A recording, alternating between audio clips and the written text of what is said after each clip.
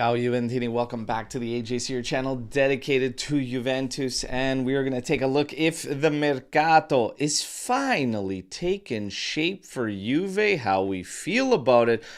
Rumors swirling all over the place. Agreement FC strikes again. We got agreements all over the place. Oh my goodness. We're going to break it all down. We're going to have some fun. We're going to talk a little World Cup action as well. And I got Omer with me. And the guns are out. No sleeves, so we know he means business. How you doing, brother? Yeah, Oh, I'm great. Good there you morning go. to you. Good morning to all the chat. Everyone is here. Good to see you. Yeah, let's rock it again. Agreement FC. Always here to tackle all the agreements. Never Oh, the yeah. transfers, though.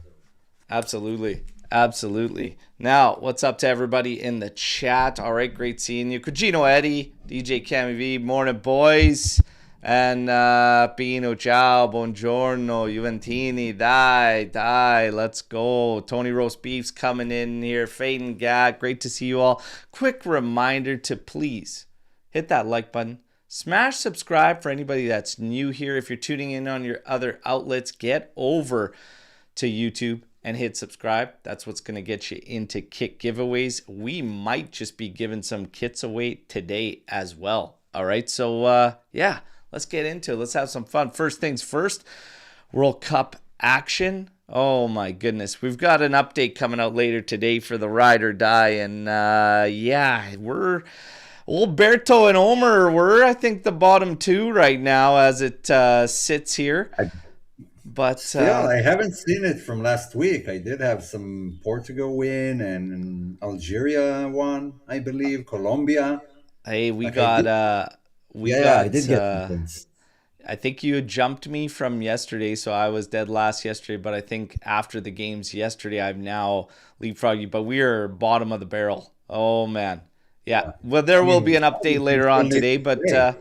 speaking of World Cup though, had a fantastic time in Vancouver for that Canada-Switzerland game with my daughter. Top notch. Just the presentation, everything they did there, the setups around the game. Science World had a little FIFA exhibit in there around technology in the game. It was pretty cool. It was a good time. It was a good time. It's always nice to get a break from work too. Work has been crazy, but we had a blast. The only thing was the result. But we knew going into it, Spain was going to be a tough one, especially as time went on and we weren't getting guys healthy and we lost Kone. It's Canada just doesn't have the depth to cover for key guys missing, and Switzerland is a strong squad. So 2-1 in the end, we pushed hard, came very close to equalizing. It was a really good match. That roar when Canada scored, that goal was fantastic, by the way. The play from Saliba to corral the long ball forward and then set up Promise David, even to turn that thing in outstretched like that. Great goal. That eruption, I'll never forget that. That was unreal in that stadium. Somehow, at that point in time, my daughter had fallen asleep. It's been a long day. It's a long day of travel going in there. Long day. And I look over, I'm like, how on earth did you sleep through the roar of that crowd? Oh my God. It was pretty funny. Well, And then you know what shortly I'll after, say. shortly after she had woken up and then basically said that she looked up at the score and she goes, oh, Canada's losing 2-1. And she's like, 2-1? I was like, yeah, you slept through a goal. I have no idea how you didn't wake up with the roar of that crowd, but it was pretty cool. It's pretty cool. First How World was Cup the game. organization in general? Like, did everything go smoothly? Yeah, it was really smooth. I mean, we planned it pretty smart too. We didn't drive right into Vancouver. Like, there's just no hope of that going well because streets were shut down all over the place, parking and all that. No, we just took the SkyTrain from a little bit further out. Everything was set up on that route, that street that was completely shut down, going from Science World to the stadium. Yeah, everything was shut down. You had Science World, you had a little fan fest set up there with a beer gardens, and then you had a mini pitch for kids to be playing on. Um, Photo op opportunities down by the water there with the World Cup 26 logo. And yeah, more games and stuff just kind of set up all around down the walkway. It was really, really cool. Really, really cool. What So, what recommendations do you have for anyone going to a game anywhere in Canada specifically and in general? What kind of preparations Oh would you man. recommend before getting there, or just go with it because it's just so easygoing, everything flows that you don't If really have you to plan? like, the thing is, it depends what kind of experience you want to have. If you want to do the march in with the Voyagers and everything, if you were watching Canada, if you want to do a march in, yeah, that's tough. Just get ready to be late getting into the game if you're doing like a march and anything like that. They handled it pretty well at the stadium. They had a ton of the gates section open, ready to like take people in. But if you're trying to like really take in everything and see everything that's there, go early. Definitely go early, like significantly early. Otherwise, you just won't. So that was the first World Cup match ever for you, right? That was my first World Cup match ever. Yeah, yeah, Yeah. and it was pretty cool to share it with my daughter. There, she did have a blast. It was just it's tough with the travel, the drive down, the Yeah. late night that we got there because I had to leave work on Tuesday. So by the time we got there, super late, for her especially, and then we had to wake up early to get there because it was a noon game, and we wanted to do a bunch of things before and then get into the stadium a little early and check out the stadium and what was going on in there because yeah, it's just the way they split everything too. The merch that you have outside available to you completely different than the merch that you have available to you inside the stadium. So it was like if you didn't get there early, you would have no shot in the stadium to grab anything, whatever. The lineups were big. They had a lot of staff. They were moving them quite well, but again, depends on the experience you want to have, right? If you're with a group of people similar age to us and we wanted to drink, have a good time, you don't have to get there early. You can do your thing and whatever. If you want to go with the kids, you want souvenirs, you want to take some back, go early. So, yeah. It is a long day for a kid. Oh man, well, we're there. Doors open for the stadium at 9. We get there like I don't know 7:45 ish, because we do take in the Science World exhibit beforehand. Then we hit the gardens. I was fortunate enough to meet one of our AJC Army members, Mateo, and his friend William in the beer gardens as they came over from Toronto to this game. So we're sitting there, we're sharing some beverages, and then we walk into the stadium, etc. So yeah, it's a long day. It's a long day for me. So for a 7-year-old, yeah, that'd be a Yeah. long haul. Now, in the end, we don't get the result, but we come away with South Africa, and I see my friend here, our gaming, ready for tomorrow. Much love from South Africa. Oh, I'm ready. I'm ready. So we get the draw there, and everybody's already picking Canada. And I say, pump the brakes. Pump the brakes. Knockouts, anything can happen. You just never know. Lucas saying here, Berto, how's you Canadians get a layup draw with South Africa, and we have to run the gauntlet with Japan, and even worse after. I'd actually say the opposite side is a lot stronger than where Brazil ended up, Lucas. It seems like the left-sided bracket is very, very strong and loaded. That's to me, obviously. Yeah, but you can't know that, especially Canada played first, No, yeah, you would right? never know.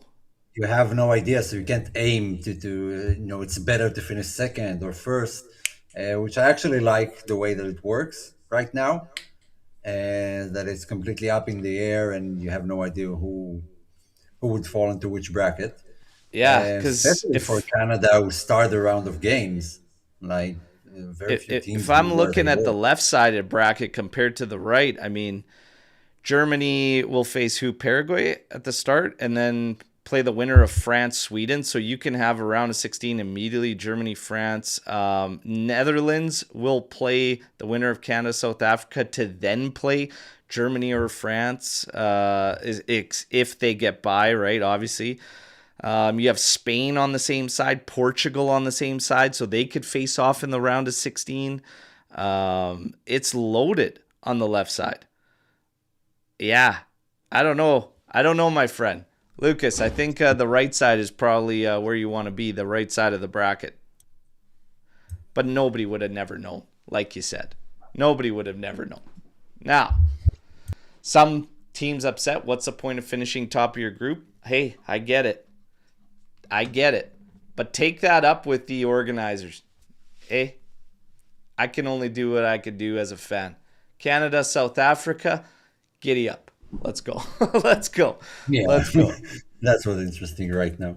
Yeah. Now, taking the World Cup aside, by the way, we did talk about it a bit. Norway. I want to see what the chat kind of feels about Norway just sitting everybody for that France game. Right call, wrong call. Some were saying usually in sports, teams that do that lose their momentum and kind of get stung the next time. Norway's on the same side. I think they will face the winner of Brazil, Japan. Okay.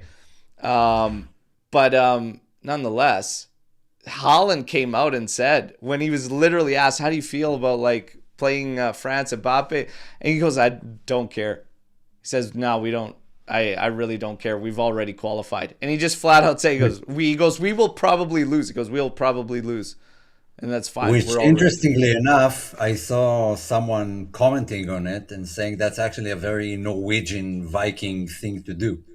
Because when you like put yourself in an underdog situation, then there's more chance of you becoming the hero.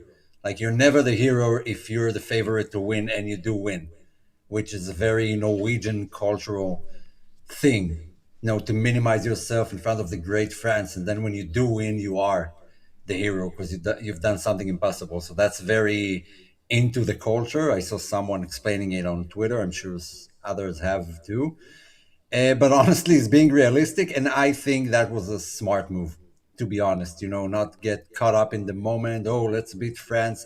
It didn't really matter in the end, like you said, finishing first, second, it doesn't really matter. And that's the only chance you'll get to rest your star players if you already knew you've qualified. So I think that's a smart move and looking, the long run, not short term, what's around the corner. They're looking at everything. Yeah. So I think it was a smart decision, not an easy one to make, of course, but still important. Yeah. Now, Lucas is saying here, Berto, come on, they favored you. Canada, if they favored us, we wouldn't be playing away from home and they wouldn't have moved us to LA for this game or whatnot. That also came up. What are your thoughts on host teams when you're split with another nation, not getting your true home advantage, even in knockouts? Look, I think it's unavoidable now. The amount of teams, it's very hard to think of one country who can host everything. That's what we're going to see. I mean, the Euros were like that. Qatar, obviously, you had Germany 06 getting but you have a lot of splits. But they have one country, but it's just difficult with this group of countries that have done it. I mean, the USA could have probably done it solo. With their stadiums and everything, but Canada wouldn't be able to because we don't have the stadiums. So Mexico wouldn't. It's one of those things. They also have the standards. Like if you go to how many countries right now, if you want to do a World Cup right now, how many have adequate stadiums and facilities to host 64 teams and all the matches? I mean, Italy can't. England probably can. Germany can. The US, I don't know about the rest. I mean, it is a tricky thing to do. It costs a lot of money. Yeah. And not an easy one. So I think it's unavoidable that eventually you'd play outside of your country. Maybe the US because they're like the main host and most of the games happen there. But beside that, it was inevitable that eventually Canada will have to play outside of Canada. Absolutely. If they were to make those later rounds. But the argument is, and it was way before that match happened, was you're hosting 2 knockout games in Vancouver anyways. And if Canada's making it out of the group, which they were expected to from the start, why don't they have that one there? Why on earth would you move them to USA when, again, if you were a host country, you get that if you host solo or not. So eventually, they'd probably never get far enough to get those games where they all break it down into the States for the final games or whatnot. But yeah, it's just one of those things that came up that everybody's kind of talking about. And for me, it's like, I kind of get it because there was no need to really move that game, especially with Vancouver getting 2 knockout games, 32 and 16. It doesn't really make a whole lot of sense, especially if they're in there. Nonetheless, it is what it is. But that's part of being a host country, is getting that home field advantage. So I kind of understand both sides of it. You could have done it if you took care of business, but at the same time, your host country, don't think that the host countries don't put in a ton of fucking money and a ton of shit to get it too, right? So it's kind of like, I kind of see it from both angles. I see it from both angles. I mean, the question is, how far in advance is it planned, like where the matches are? Because then you have to do, you plan it before the World Cup, which game happens where. So you have to do like the 2 games from the Canada group. Either they finished first or second, or maybe third, and be able to still play a knockout game at home. Yeah. And I don't think they could plan it ahead, or it's a bit tricky. And if they don't qualify, but I do agree, they do need to play at home, even in the knockout stages, at least the early knockout stages. Knockouts, yeah. Yeah, as a benefit of hosting and having all that, the financial implication of hosting a World Cup, they should get some privilege to win it. But I also think it's pretty fine. They probably done it with ChatGPT, so this knockout keeps coming up too, or this question keeps coming up. Sorry, they need to scale down teams. As if South Africa goes through and we go out, how is this better for global audiences? So, Lucas, I think playing up to the fact of South Africa going in, playing Canada, getting bounced, Japan and Brazil drawing each other, and one of those teams leaving. How is this better for global audiences? I don't know. The group phase has been awesome to watch, in my personal opinion. I think there's been very few actual letdown games, and it didn't happen till later here, where you're starting to see some teams where things are catching up to them, and there was a couple drubbings. But outside of that, I don't know, man. I feel like these teams have fought pretty well. I do also see this concern, though, because Cape Verde is another team. Like, they get through on 3 points. Mm-hmm. And, are they set to face Argentina? Mm-hmm. I think they do. Yeah. Awesome for that country. The scenes there have been fantastic, but good God, man. You see some pretty tough draws all over the place, and then you have the reigning champions line up there. It kind of sucks, right? I get it. I see it from all angles. Scale down, the round of 16 is where it always gets serious anyways. And I feel like this just gives these countries a little bit more, and anything can happen in a knockout game. Absolutely anything can happen. But it really doesn't get going until round of 16 regardless. Right? Yeah, and that's a tricky one for the smaller teams, because eventually we are after a very long season, especially for like the top players who play for the most of the big international teams. But also like the depth. With that amount of game in that close proximity to each other, eventually the depth is going to play a part. And, even if Capo Verde manage to find a way to get through, eventually their players will fall off their feet, while Spain, France, Germany, their second team can beat them, not even going out of first gear. And so I believe depth will play a part, especially for those teams. I don't think they can hang on for very long. Yeah.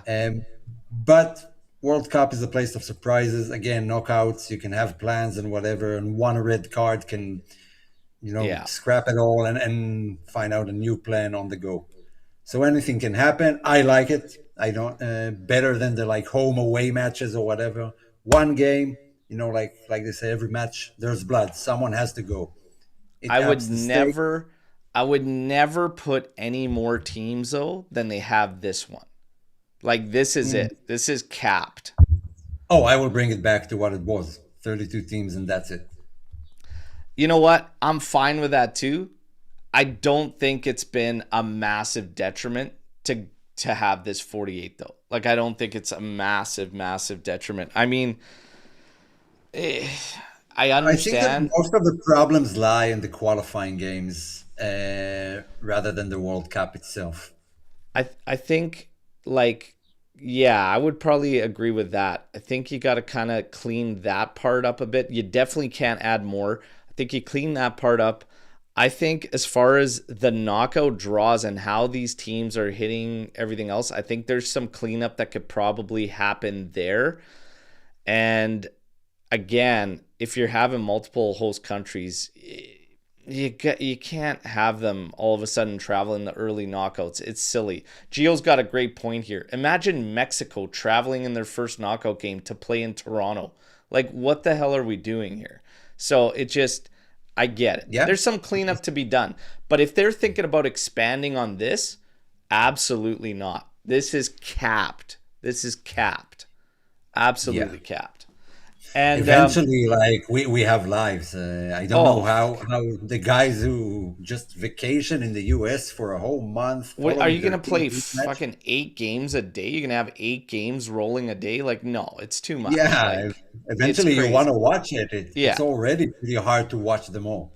Now, the task at hand, Juventus. Juve's Mercato. Is it taking shape finally? Well, let's take a look at some of the things going on. Bologna, a little bit of an axis going on. It looks like Miretti is going to be the play. They are pushing. Of course, Juve wants outright purchase.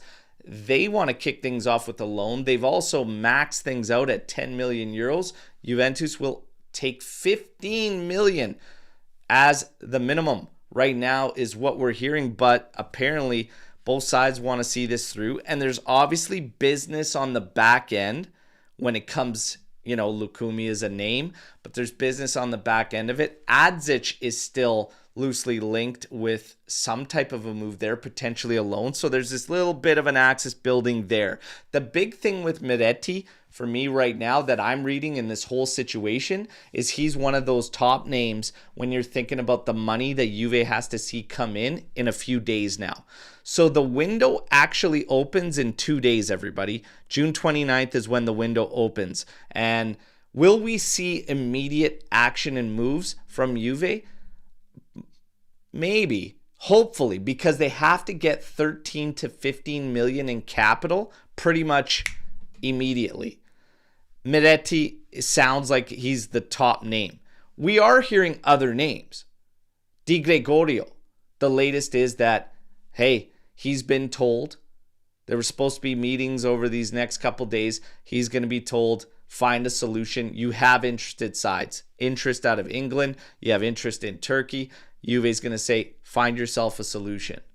Do you see one of these guys, when the window opens, immediately getting moved? Do you see both of them getting moved immediately? Or do you think it'll take longer, but they will both get moved? I think both will get moved eventually.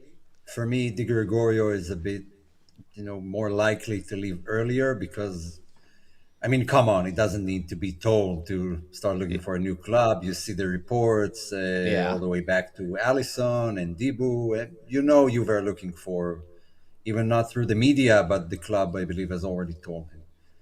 And so, yeah, we're kind of crossing our fingers that Italiano take him to Besiktas.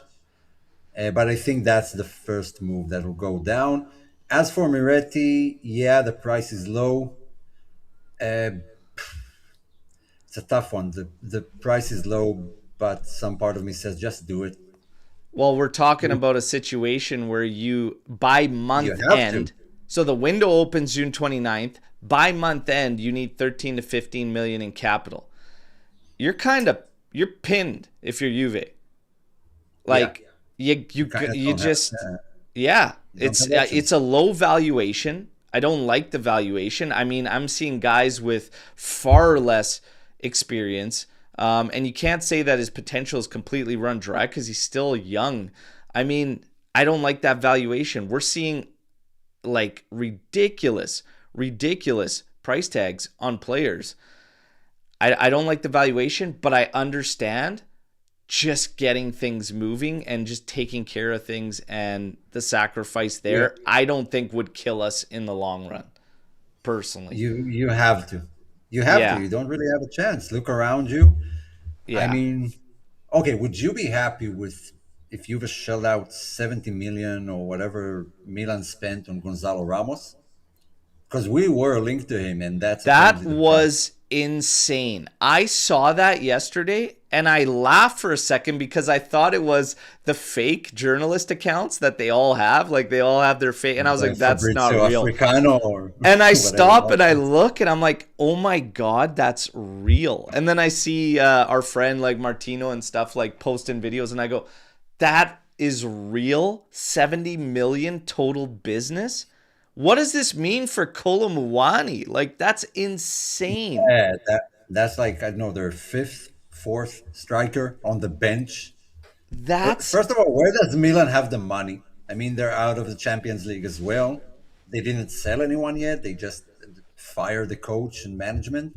Dude, where's the money coming from for 70 million like that? It's so funny because you're watching the Milan fans react and they're like, oh my God, we're finally spending money. Awesome. And then it sinks in that it's Gonzalo Ramos and they're like, my God, we spent that much on it. It's like, to be fair, maybe the connection with Amorim, maybe it'll work out, but it'll take a lot to justify 70 million for. I don't know, man. It feels to me like they're in a position now where these people are just throwing shit at the wall for Milan fans just so that they could say that they're trying things or that there's action.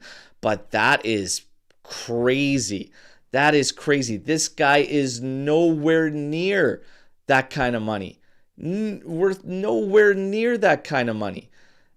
That's insane.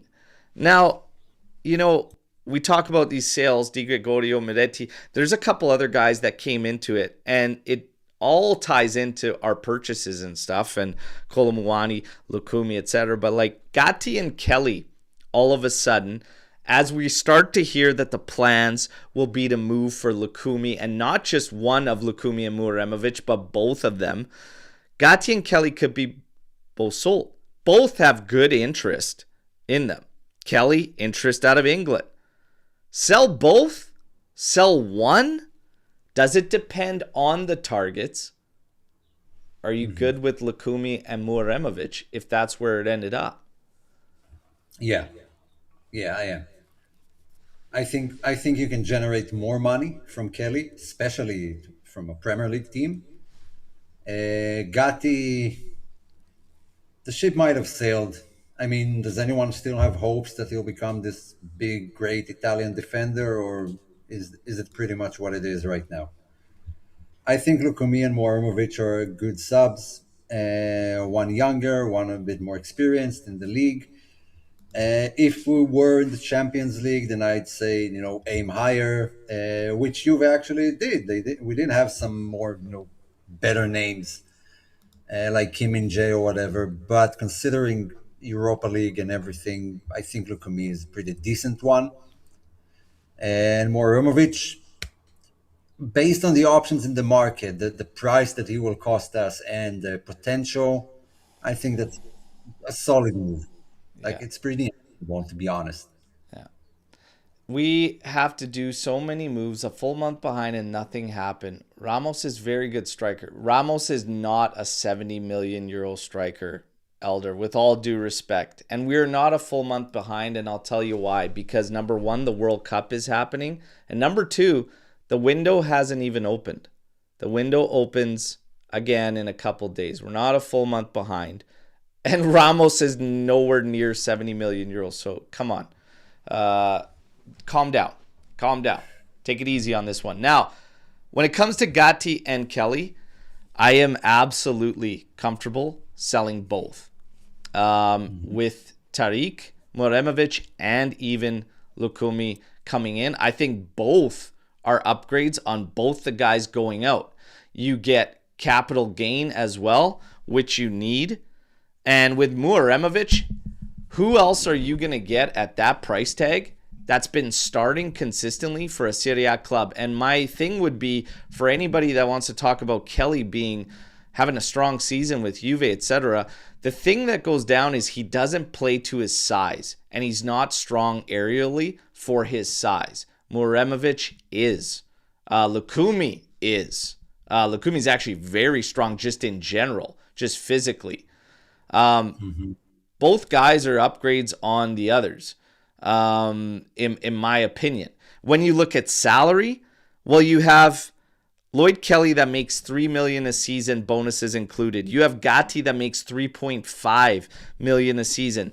The rumored deal for Muharemović, the agreement all of a sudden that Nico Schira reports that's in place. So all of a sudden, Di Marzio, who everybody shits on, has been steady for, weeks now, that Juve's looking at Muharemović and they seriously want to consider bringing him back. And Carnevali's going to be the big play on bringing him back. And he made no mention of Muharemović not wanting to come back to Juventus like a lot of other tabloids were putting out there.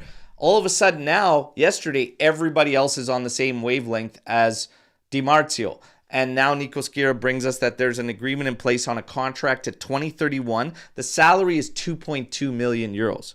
And when you look at Lucumí, he doesn't even make $1 million all in with bonuses right now where he's at. So all of a sudden you clean up a little salary as well. You get capital coming in on both Kelly and Gatti. Gatti's practically all capital. I mean, God, that's a no-brainer piece of business for me. Those two in and those two out. I'm all over that. If you had to keep one of them, who would you keep? If I had to keep one, I'd keep Kelly as a player off the bench. I will as well. Gatti, I know we love the grinta, but it's just not enough. And the mistakes, man, I can't handle it. So for me, it would be Kelly to keep off as rotation. But that piece of business for me, no brainer. No brainer. Yeah, and apparently that's the plan. Yeah, Carnevali has a hand in it. Big time. Has to. I think even for Muharemović, his agent or whatever, like once he came in, I was convinced Muharemović will sign. But, anything can happen, like a Palestra case can happen at any moment. One team can swoop in. How much do you want? 30, give 15 to Juve. Let's go. Do it tomorrow. So with Lucumí, 28 million the release clause, but it only lasts till mid-July. What we're hearing is that all parties wanted to go through. Lucumí wants it to go through, wants to join Juve, and Bologna ultimately wants to see it through. So they're willing to move down. Juve's trying for 20 to 22. All of a sudden, you're talking about Lucumí and Tarik Muharemović both coming in for potentially 35 million euros when you factor in our 50% on Muharemović because of our sell-on clause. Those two for 35 million? Could we really balk at that? I think that's good business. Yeah, I think that, it can always be better. I'm sure there are other better options out there that they might be checking and might not. But all in all, it's not that bad. There's another two players in that axis of Juve Bologna that are still talked about with João Mario and Emil Holm. That was reported too this week, and that they're still discussing some swap between them. So it seems like the Juve Bologna axis is pretty much alive right now, and things are going to move in both directions. I would also throw in, if you're going Lucumí, because I'm not massive on Lucumí. However, Kim Min-jae would still be my first play. The best case scenario for me is you get Kim Min-jae and you bring in Tarik Muharemović and you sell Gatti and Kelly. For me, that's the best. Just seems financially impossible. But all of a sudden, that takes you to 55 with Kim Min-jae and Tarik Muharemović. So to shave 20 there with all the amount of business we have to take Lucumí, I'd probably make that move. And I'd take that sacrifice and keep that money to move on to the other places we need help, right? Speaking of other places we need help, you talked about the home and João Mario potential there. Mingueza has been named as plan A. Home has been listed as only an alternative and a plan B. So it's interesting. Mingueza talks are increasing. His contract runs out. All contracts run out, including Vlahovic's, everybody, on June 30th. So his contract runs out June 30th. I believe it's Aston Villa, that's also looking Mingueza's way. I would like Mingueza added, to be honest. I think it'd be a good move. On a free, I'd be all over that too. I'm not against that plan either. Your thoughts on Mingueza? Would you like to see that one finalized? Would you rather go the route of the home João Mario swap because it's two birds, one stone? Now, Mingueza could play both sides if need be, right? But he is left-sided specialist. Yeah, so that question relates to whatever happens with Cambiaso, whatever they're planning on. I did say a couple of times, and I stand by it, I did like home. I think he was a bit unfortunate with the injury because he came in with, though he wanted to prove to everyone that he deserves to be at Juve, and that's the first sign for me of, sign a player because he's willing to give it all. Didn't get the chance, but I do believe there's a very good player there, better than João Mario, and I would have liked to give him another go. So I'm fine with that swap. Yeah, that's it. As for Mingueza, I mean, I don't have anything against him. And again, gotta remember where Juve are this season. The goals, as much as we don't want to admit it, yeah, it's challenging for a Scudetto and top four. When we do that, then we can talk about winning the Scudetto, but we haven't done that in a few years. So I think for the the near future goals, I'm fine with all of those names right now. Better than the ones we had last week, going all Italian now and throwing out names for guys just for the sake of being Italians they are considered. So I like those names better. Let's see how it pans out because a lot needs to happen. Yeah, a lot needs to happen. I mean, I don't mind any of these names right now. Dibu Martinez still seems to be the plan. And now we're hearing that Villa is willing to lower. However, still a gap. So we continue to wait there. But Dibu Martinez has been listed as the plan.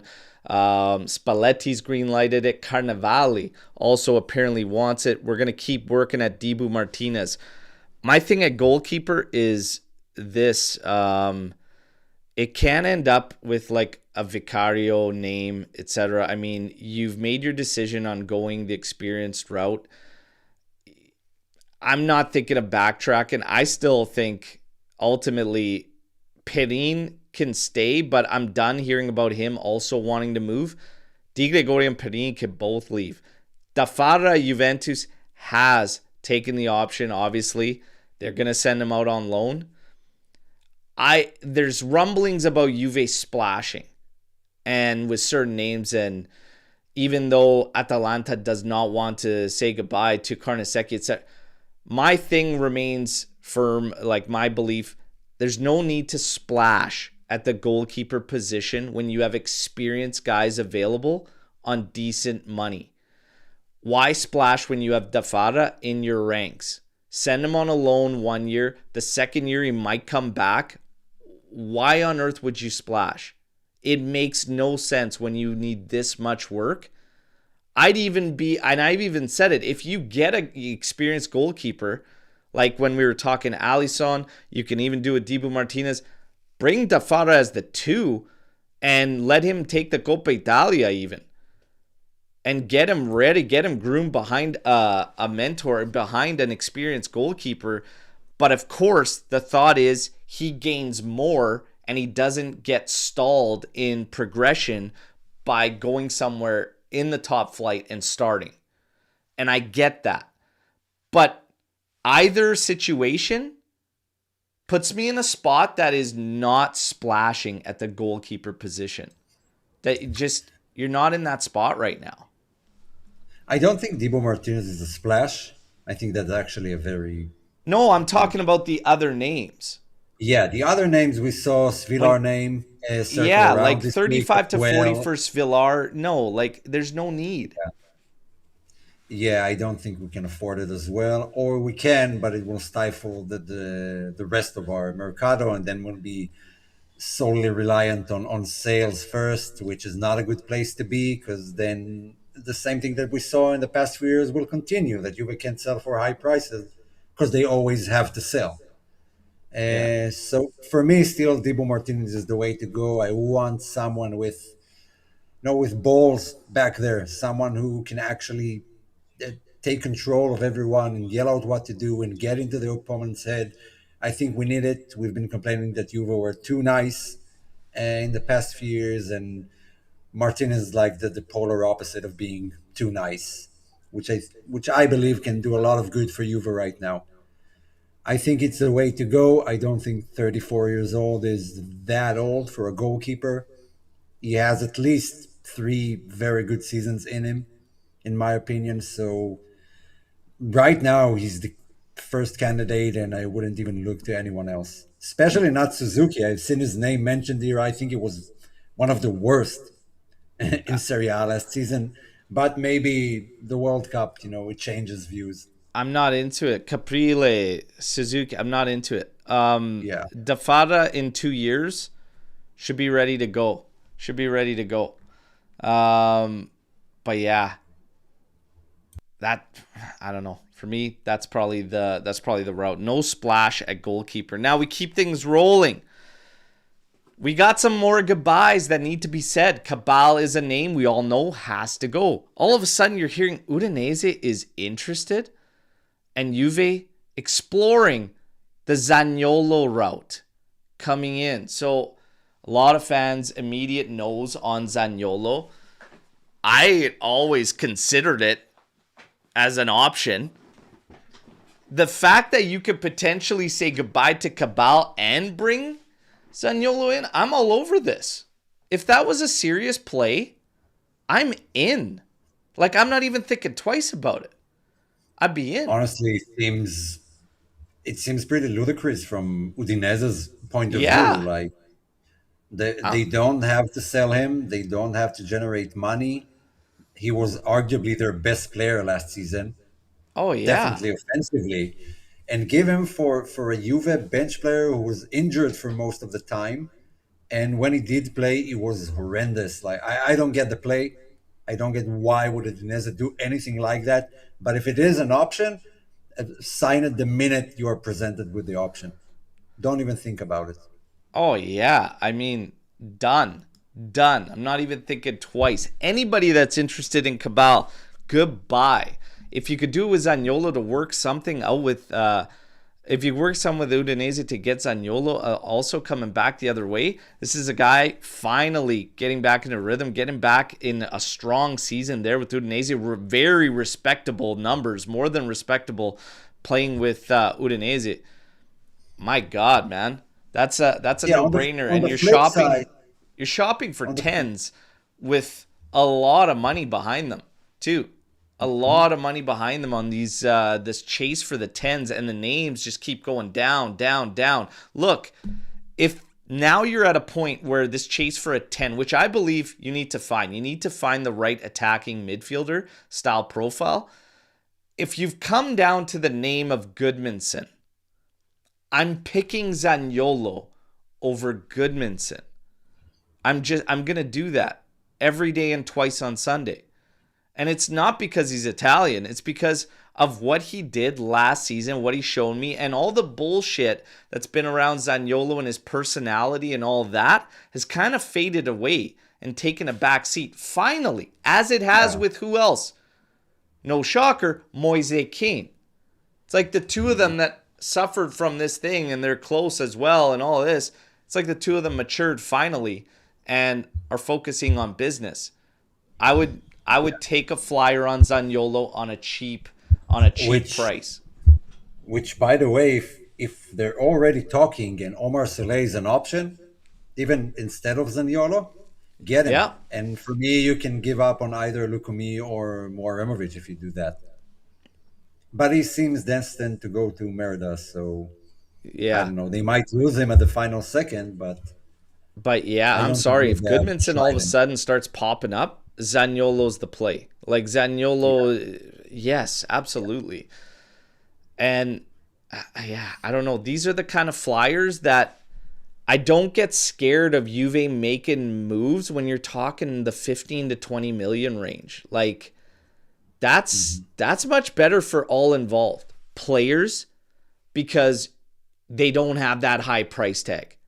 Okay, so they can't be thrown under the bus completely with the massive scrutiny and everything. It's easier for them. It's easier for them to not have those big price tags. What do you think life's going to be like for Gonzalo Ramos on 70 at Milan? Playing under Allegri, by the way.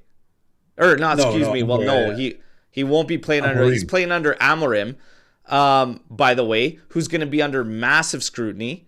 Okay, Yeah. I can't see it happening. I just can't see this working out as a good situation. If they spent 25, you think life would be different for them? Absolutely. When you spend less on these guys, life is different. Life is Oh, different. obviously. Our perspective changed drastically based on the number. Yeah. Like if miners would have come in for 20 million, we would have been far less critical. And he might have actually performed better without the pressure hanging above his head because I I will die on this hill. He is a good football player. Yeah. Just something hasn't clicked for Juve, but you can't tell me that he's bad after winning Europa League with Atalanta, going all the way, most goals for a midfielder in Serie A. That doesn't just automatically disappears because you move to Juve. And There are a that's lot the of factors. difference. He's not that guy. He obviously has shown that he's not that guy to be the high profile signing of your entire summer. Yeah, And that's what I'm saying with a lot of these other players. If the deals line up, I have a lot less fear. So even if it's a name like Lucumí, who doesn't really, I don't go crazy for, on a 20 million euro deal, he's not going to have the expectations of being the stalwart. It eases him in, and I have more faith in it working out than I would if we picked him up for 45, because it's like, okay, now you're up there in dollar values of top signings. How's yeah, this going to go? It changes things, changes everything. yeah. I mean, how would you rate or how would you feel about, let's say, Turam or Kalulu if we paid 40 to 60 million for I them? would be livid with Thuram and I'd have way less patience and I'd be pissed right off. Right now, I'm not, we have to sell him. I'm like, no, it's okay. If we bring in a strong midfielder, he can grow with time in rotation. You know, it's a different feeling. Absolutely. Yeah, Absolutely. it changes everything. Changes everything. Changes everything. The price tag is pivotal in the outlook for all these guys. And we have seen a lot of players, not only at Juve, try to overdo things just because of their price tag. It weighs heavy, and it's not for everyone to carry that weight into matches, into different stadium for I don't know how many seasons.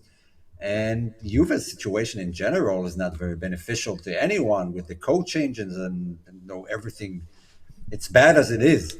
Yeah. It's just It not just, everyone is cut out for it. It's just how it yeah. is. And don't get me wrong.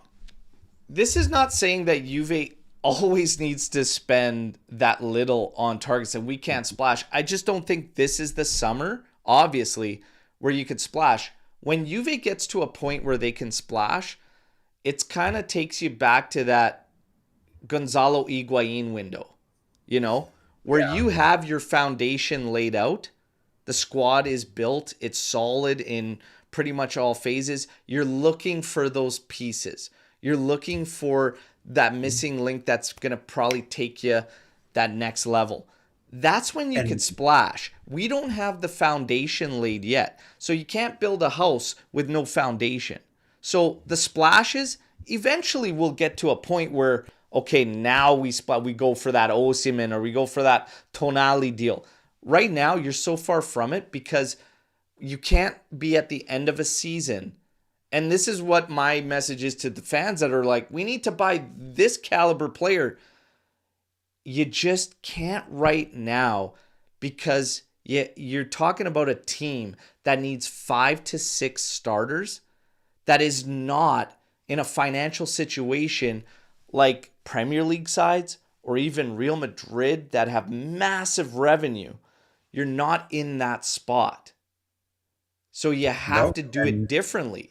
We have to operate differently with being yeah, in and Italy in our revenue situation. We have to build the how foundation long? first, look for splashes down the road once you've settled your squad out.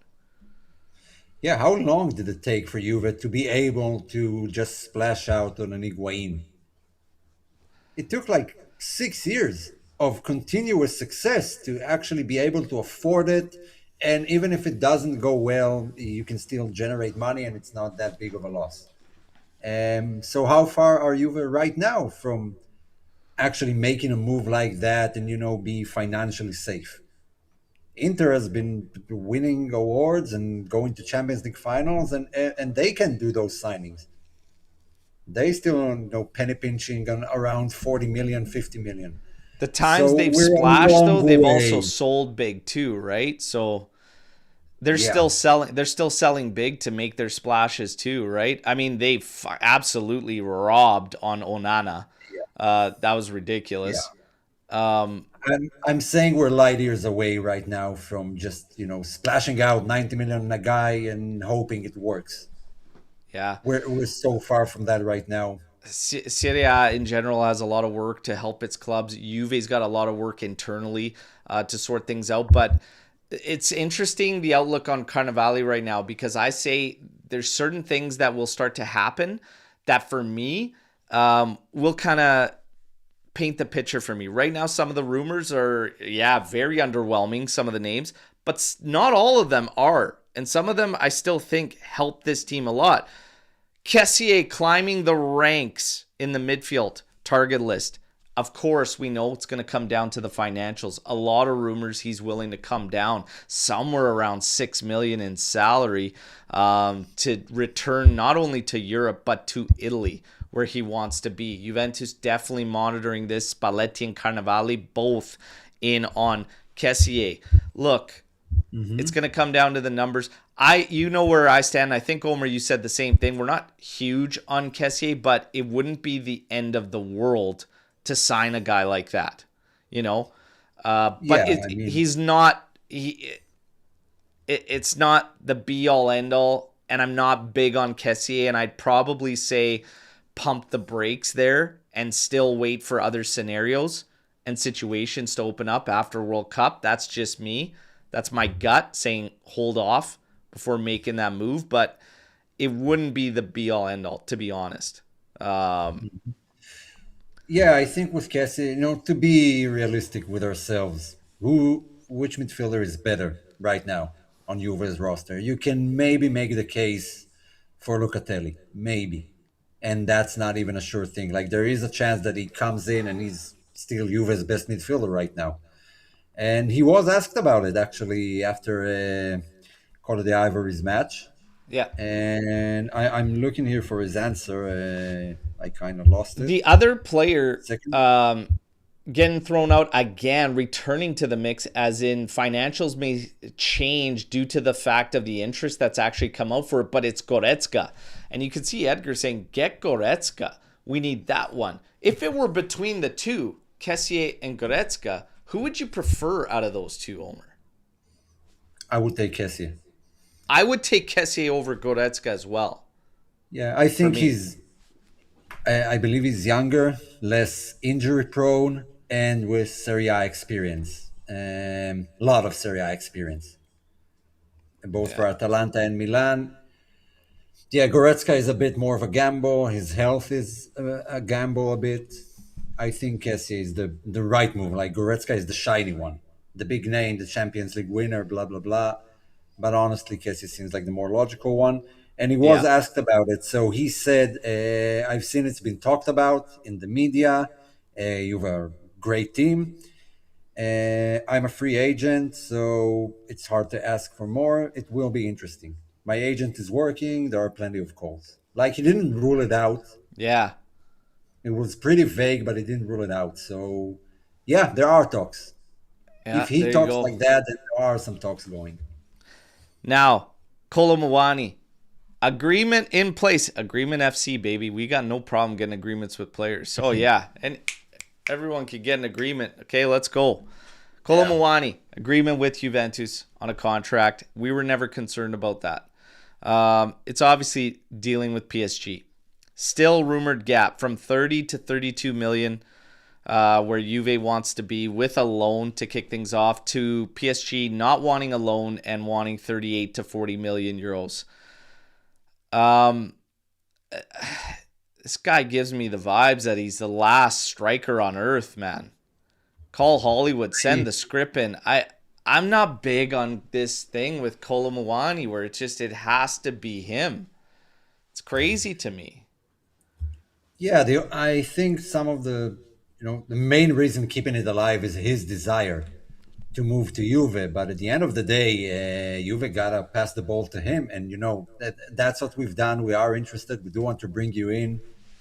You have to apply some pressure on Paris Saint Germain as well if you want to leave, because it seems like Juve are the only ones in it right now. And now, if you like look to Real Madrid, you have to get rid of players, and they have this what's his name, Garcia, the Yeah. striker who is actually impressive, and you turn to them and they tell you he's 20, 25 million. I'd say drop Colomwani, go that route. Eventually, if you get to 40, 50 million, then there are more options than just Colomwani and just dealing with Paris Saint Germain.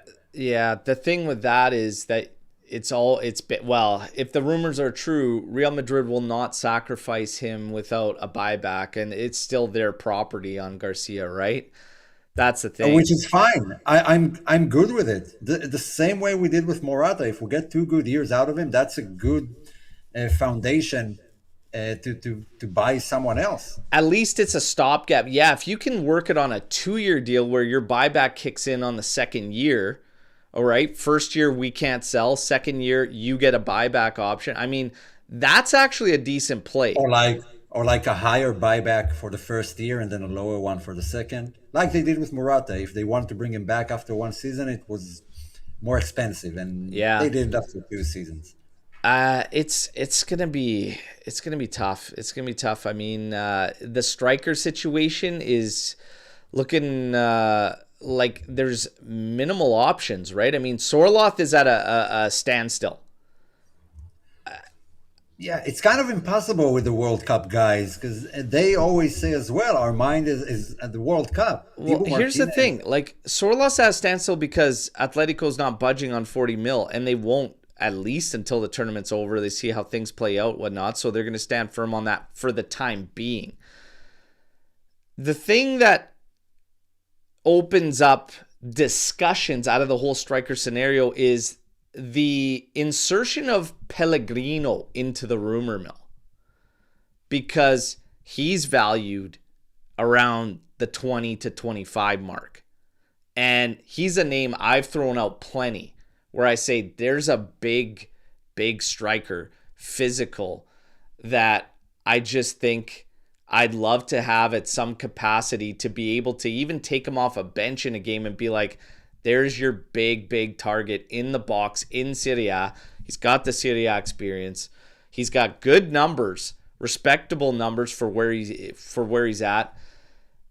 If you do go the Sorloth route, you lose a backup plan in Pellegrino because it doesn't make sense to get both.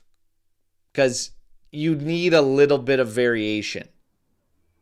Do we or do we not? Could you just go Sorloth and Pellegrino? I mean, you could, I but wouldn't. would it First of make all, sense then combine. to go Kolomowani and add Pellegrino if you can get the Pellegrino deal done around 20 mil? Around 20 mil, maybe. Although now that you're saying it, I don't feel too confident with it. It seems like a gamble as well right now. I'm not that high on Pellegrino. I definitely don't think he's worth the rumored numbers of 35, 40. I think that's just an exaggeration. No, he's going to be 20 to No, 25. yeah. So if he's 25, I probably wouldn't. I would aim for Sorloth as well. Definitely not both of them. Seems like David is staying either way. I don't know. Maybe Uh, they can still renew Dushan even in the next 2 days, I don't want and it to then happen. I think you move I don't on. want it to happen as well. But I wouldn't be surprised if it does happen. But Sorloth is number one for me. I would pay 35, 40 for Sorloth before I pay 20, 25 for Pellegrino. Yeah, and he did have a The bad World question Cup. isn't between those two though. It's Kolomuani. Like if you get Sorloth, what are you Yeah. going to do for your backup? You spent 40 million now on Sorloth. So let's say Mhm. because I don't think David's staying. I don't think David's staying. And if you I want to think get he, Sorloth for 40, you're going to have to sell players. I don't yeah, see him staying. I don't see David staying. I think he will stay. Colomwani, I mean, only if the deal works out. I'm not like we have to have this guy. Girassi's name from Dortmund came up recently. 40 I had mil? no problem. I have no problem going for him as well. I think he's actually a very good striker. So yeah, just don't go die on any hill just to prove you can get a player if the deal doesn't work out. Because some of them said like a loan for a year and then 30 million or whatever, which I think it's okay. It's okay for Colomwani. I would take that deal. But straight up 40 million this summer right now, no. I think that's pretty bad, to be honest. I'm The not I question is, do just you drag it out until Paris Saint Germain out of are all about those names, I'd probably go Grassi first. Out of all those names mentioned, including Mhm. Sorloth, I like the Sorloth pickup, but I'm also thinking about the backup because you're. I don't see David staying. I think Juve is going to take advantage of the capital gain there. I really think they will. I don't think that there's going to be enough trouble for them to find strikers to the point where they're going to pass up that pure capital move. I mean, we could see, but Yeah. They're all the also targets easier are to deal around with. that 40 million mark. Something's got to give, and you're not going to fill three spots at 40 million apiece. That's why for Yeah. me, like Pellegrino is an option, but he's a certain profile. He's a big, big guy. He's a big target player. Does it change your outlook on some of these other names? For me, I'd have to say yes. Um, if Pellegrino is in the mix, if you are literally wiping the slate clean, one name's already gone, Milik. There's going to be nothing follow through there. Vlahovic is completely up in the air, but it seems more out than in. Of course, things could circle back. He would have to take a significant cut. If Vlahovic comes back, though, for me, you get nowhere. You're in the same boat. So he stays, and then you splash, and you get Sorloth. So you have Vlahovic and Sorloth, or you want to go Vlahovic and Kolomuani, because the plan was Vlahovic and Kolomuani. I don't like that. No, I don't like that as well. I don't like a Vlahovic Kolomuani game plan. That's why I'm Not a cut looking at support different one. profiles. I wouldn't have a problem on a young player like Pellegrino. I mean, fairly young, and good experience in the league, good numbers. 20. If you could bag it for 20 mil, okay, let's go that route. Hard nosed Argentinian player, like let's go.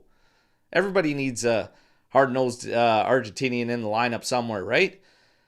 But Vlahovic and Kolo, if that's your game plan, oh, I'm sorry.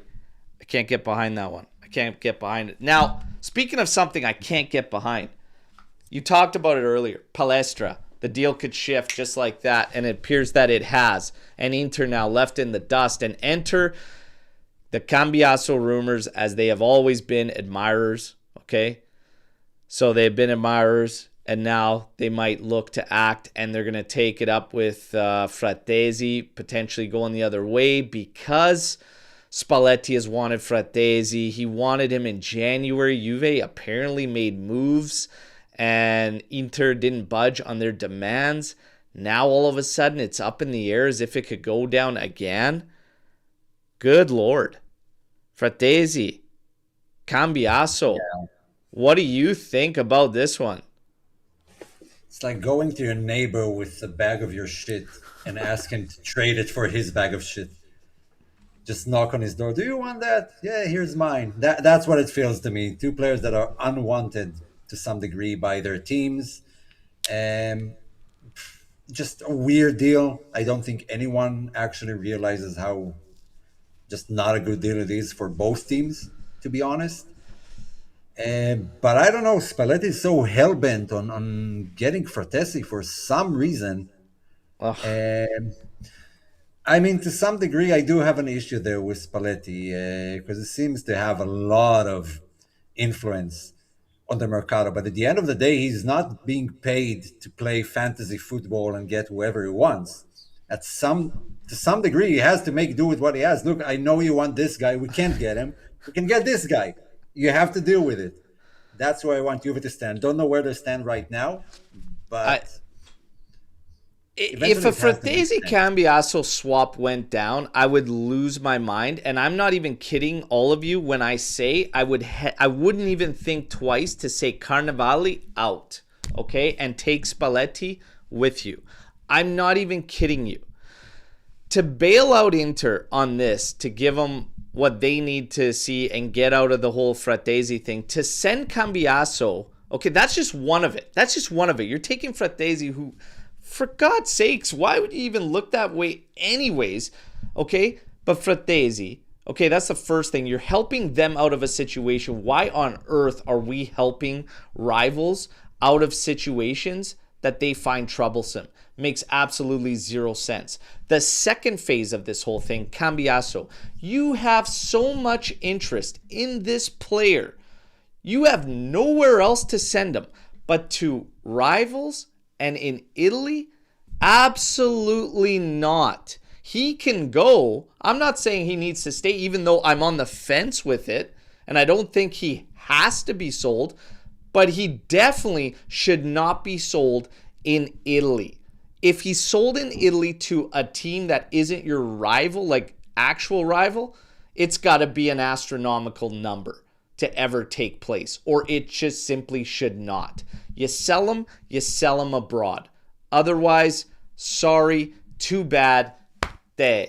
But if Carnevale thinks about, and this is one thing I've mentioned, if he thinks about doing his buddy Beppe Marotta any favors, I won't think twice to say, see you later. Okay?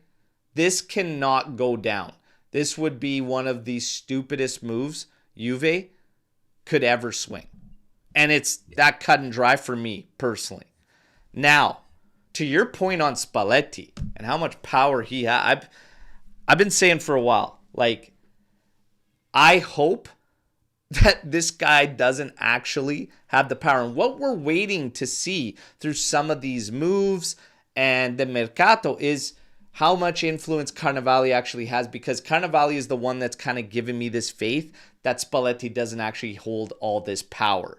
I got into a discussion on X yesterday with someone, and it was all circled around this. And I just simply said, if the Fratesi Cambiasso thing goes, I won't even think twice to say goodbye to Carnevale. See you later. And all of a sudden, it got into this whole discussion on Comoli and Comoli being let go, etc. And Spalletti's got all his power. Of course, it's going to go through. He wants Fratesi. And I go, if Juve gave Spalletti full reign and total control, we are in worse shape than any of us imagined, okay? We've had far better coaches at Juventus, and we never offered or granted them the power. To do so to Spalletti would be absolutely diabolical to do as a club to this fan base, okay? He's not the guy. I don't think really there are any coaches that should be that guy. You bring in Carnevale, there's no way this guy's coming in to be a puppet. And I'm not going to buy it that Spalletti has this real power. But this discussion on X went by, well, look at what happened.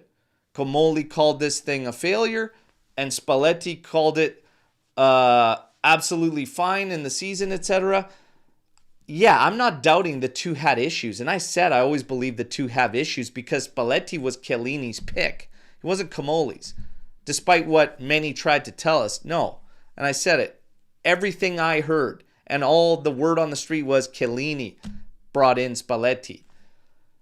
But I also believe just because Comolli gets sacked out of it, we don't think, and this was my whole argument on X, you don't think there was a long rap sheet on reasons to get rid of Comolli? Comolli leaving doesn't automatically equate to Spalletti having full power. And all I'm going to say is I hope with every ounce of my being he doesn't have full power, because that would be disaster.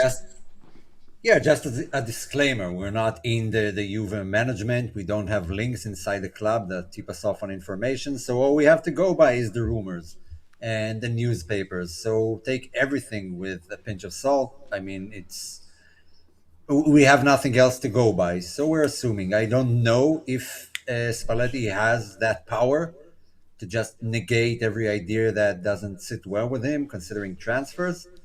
And I hope he doesn't. Just to some level, you have to make do with what you have. You can't get every player you want. It's every specific player you want. Yeah. And so that's my point.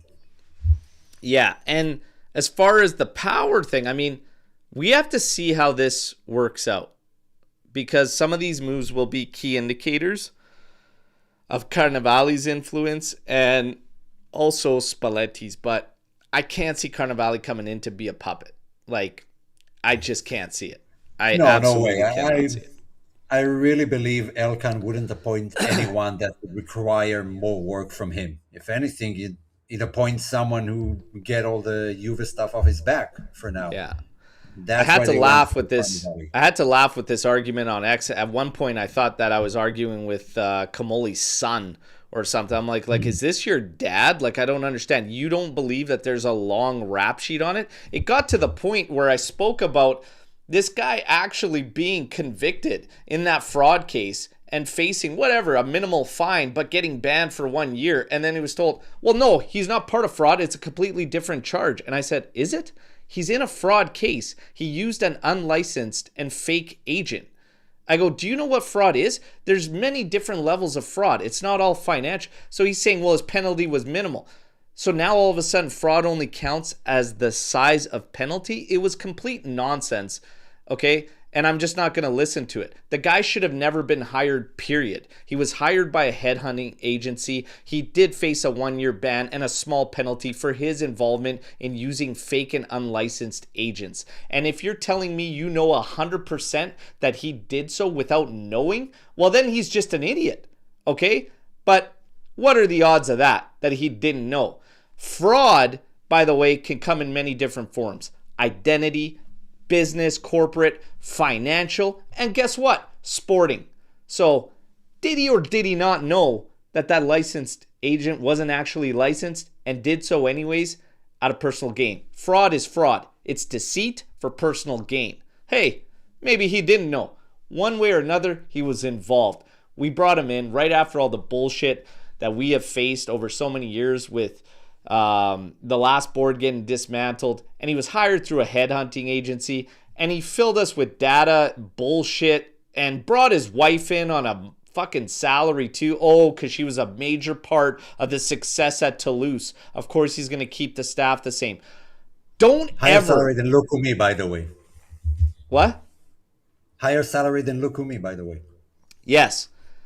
Don't give me this bullshit and nonsense, okay, that all of a sudden success at Toulouse is what Juve fans need to hold their hopes to when it comes to the old lady. The fuck out of here. No, the best thing he ever did was that outburst in the Inter match at half, and that's probably where it ended. The guy should have never been hired. And we still need a president, and I stand firm on that one. You still need a proper fucking president. Elkan, for me, is hoping that this Carnevale thing works. But if he is, in fact, given full power to Spalletti, we need to go break the doors down, tie this guy up, and get rid of this fucking guy, Omer. if full Yeah, power but is given to Spalletti. I seriously don't believe this thing happened. I don't believe Spalletti has. Oh, I don't think so either. Siri. I don't think that's the case. I think Carnevali is the one calling the shots. It's very early. He just arrived. A lot was dumped on his desk to deal with. So some of those stuff are going to take some time, mainly getting rid of players. But at the end of the day, I think he's the one calling the shots. I think Elkan has had enough of dealing with Juve. He has enough troubles on his mind from Exor and the other companies under that organization. The missing piece is a president, that will be the final, piece of the puzzle. So he can just lay off, because we barely heard of Elkan when the management was actually based. Yeah. We only saw him at games and Villa Perosa, but he didn't intervene in Juve business whatsoever. Yeah. And you still need a president to be able to completely disconnect yourself from what's going on. 100%. 100%. Now, we're going to get to Storm the Barn. We got time. First up, let's give some kits away, everybody, okay? We got some kits giveaway, and then we're going to have next month's come out for the kits, okay? So let's give some kits away. First up, I want that beautiful Sweden first kit. That's the best one in the World Cup so far. The ride or die competition, we'll see people be able to choose whatever they have. But right now, we have the long sleeve. So the new home long sleeve, okay? Beauty. But we had a third kit from this season with Kefren Turam on it. Mm-hmm. Great for weddings. That one goes to one of our AJC legends. So membership status, our big supporters there. We thank all of you. Of course, the tier that's in legend status monthly are entered in to win kits.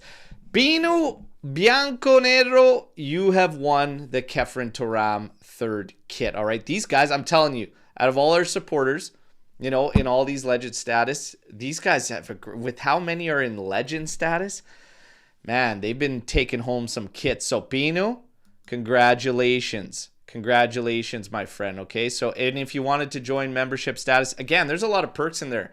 You guys can sign up for shout outs from myself, personalized video shout outs to whoever, members in the army, whatever you want to do. We got a lot of stuff, but Pino, congratulations, all right? Long time supporter and army member, and one of the first in Legends status when it applied. Thank you for your support, brother.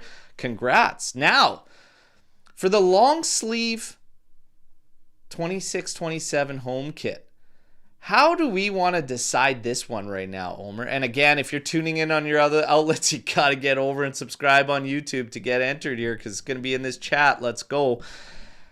How do we sort this one out today, Omer? What do you think? You want to go with a trivia question? Should we do trivia? Let's see how the chat feels. Chat, do you want me to do something random with everybody that's in the chat right now? Do you want to do a trivia? Do you want to do what do you think? I don't know. We've done trivia before. We've done random before. I don't know. You want someone to bet on one of the matches later on today? Or you want to give on right now? Yeah, probably right now. The trivia puts some people at odds. I don't know. Maybe we do something completely random. Like the last trivia I did was completely random. It didn't even have to do with Juve. So we could do a completely random trivia thing. Yeah, World Cup trivia. Just general. Number between 1 and 1,000 from Panda. What about that? What if I text you? Number between 1 and 1,000? What are the odds somebody hits that, Panda? My goodness. The question is, how do you control that? Because anyone can send like 10 messages with 10 different numbers. But we can do that. You can text me a number. Okay, let's try something else. Let's give out a number, 1 to 1,000. The closest 5 people to that number get a trivia question, and whoever gets it right gets the kit. The closest 5. Oh my goodness. Okay. Yeah, let's do that. I'm gonna put you in not 1 in 1,000. Let's go 1 in 100. The first 5 like on it or like 1 or 2 around it will be entered into the trivia. Okay. Okay, So you have to write them down because they don't want to give it away, like saying, "Oh, this guy's in, this guy's in." oh yeah, I'm gonna be on it quick. I'll have to be on it quick. So a number between 1 and 100. I'm gonna send it right now to Omer. Okay, I just messaged you the number. Okay. So you have that. And oh my God, they're already starting. Okay. Fire away. 3, 2, 1 in 1. 100. Let's go. Yeah. Let's go. Let's see some numbers out there. Okay. Good one, by the way. Dun, dun, dun, dun. Dun, dun, dun, dun. Some others in there. Yeah. Yeah. Here we go. Here we go. We're going to say the first 5 that are within 3 numbers of it. Let's do that. Yeah. Let's go. Do you have a few? I've got 1 so far. Mm-hmm. Got to be within 3. Yeah. I like this. Everybody's got a shot. People are fine. I can feel the sweat going. By the way, at that World Cup game, it was so hot in the stadium. That's my one kind of bugaboo about that game. It was hot. So hot. Yeah, how is the weather right now? They closed the roof. They kept it closed for broadcasting purposes, but if they opened the roof, it'd get airflow and it'd be so much nicer. Yeah, some of the stadiums are like have the option of closing the roof, and some of them are just open. Yeah. Because last year it was pretty rough for the Club World Cup. The weather was awful. You had like rainstorms during like 30-degree Celsius outside. Yeah. I remember some awful games there.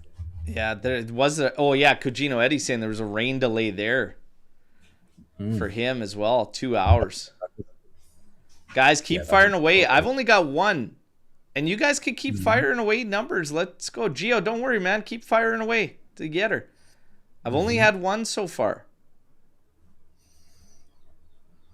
Yeah. By the way, the final is in New York, right? Yes. On the 19th. Too bad. I wish it was in Mexico, the Azteca.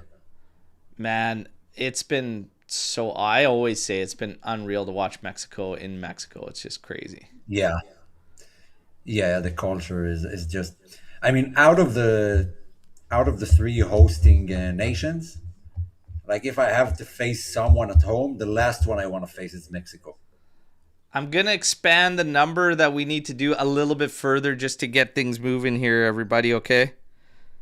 So we got 2 more names to fill. 2 more names to fill. Mm-hmm. Look at... Okay.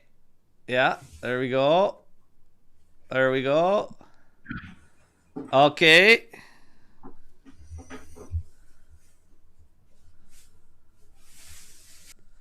One more spot. 1 more, people. Listen That's for like your handle too. Okay, there we go. We like got it. That's like a 60-euro shirt. We got it, everybody. We got it. We got it. We're good. This is the name. These are the names. Okay? The number, as Omer can attest to, was 66. The number was 66. So at first we were going with 3. I branched out to a little bit further to get you guys in there. This is the first 5. Okay, so stay tuned. This is going to be your handle. The first 5 that got it in there. Nugash. So Nugash, 3570, you're in. Geo, you're in. Panda, Zwartwork Music, you're in. Nikita Karaman, 3931, you're in. And Apex, You are in. You are the 5, okay? So you are the 5 who now face off in the trivia, okay? So there you go. Let's go. Now, Omer, you will have the trivia question. Yeah, it's a three-part question.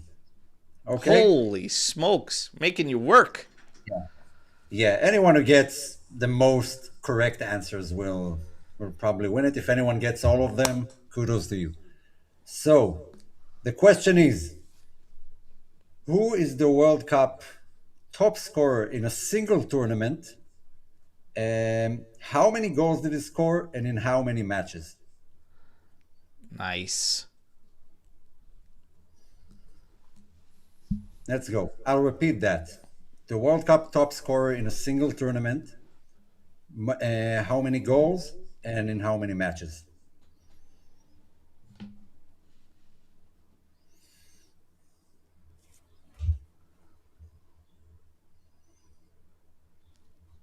Easy, could you know? Don't answer it unless he's in Yeah. there.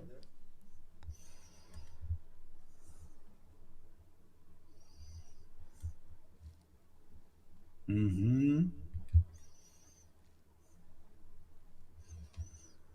I know that some will probably know the name. That's why I added the other two questions to make it It's a bit single tougher. tournament, everybody. Single tournament in one tournament, not across a number of tournaments. So all the Klose, Ronaldo.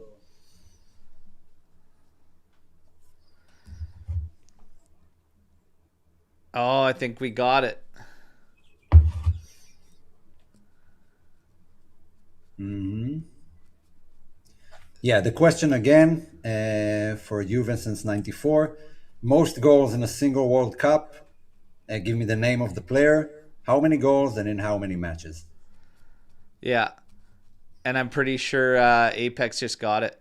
Well, do they have to do all of them, or can he just give the name and win? No, the closest one. If someone gets 2 out of 3, it's Oh, okay, so oh. you got to finish out the rest, and then we'll go with the closest. Hmm. Nikita Karaman. Nikita might have taken it because he's got more in there.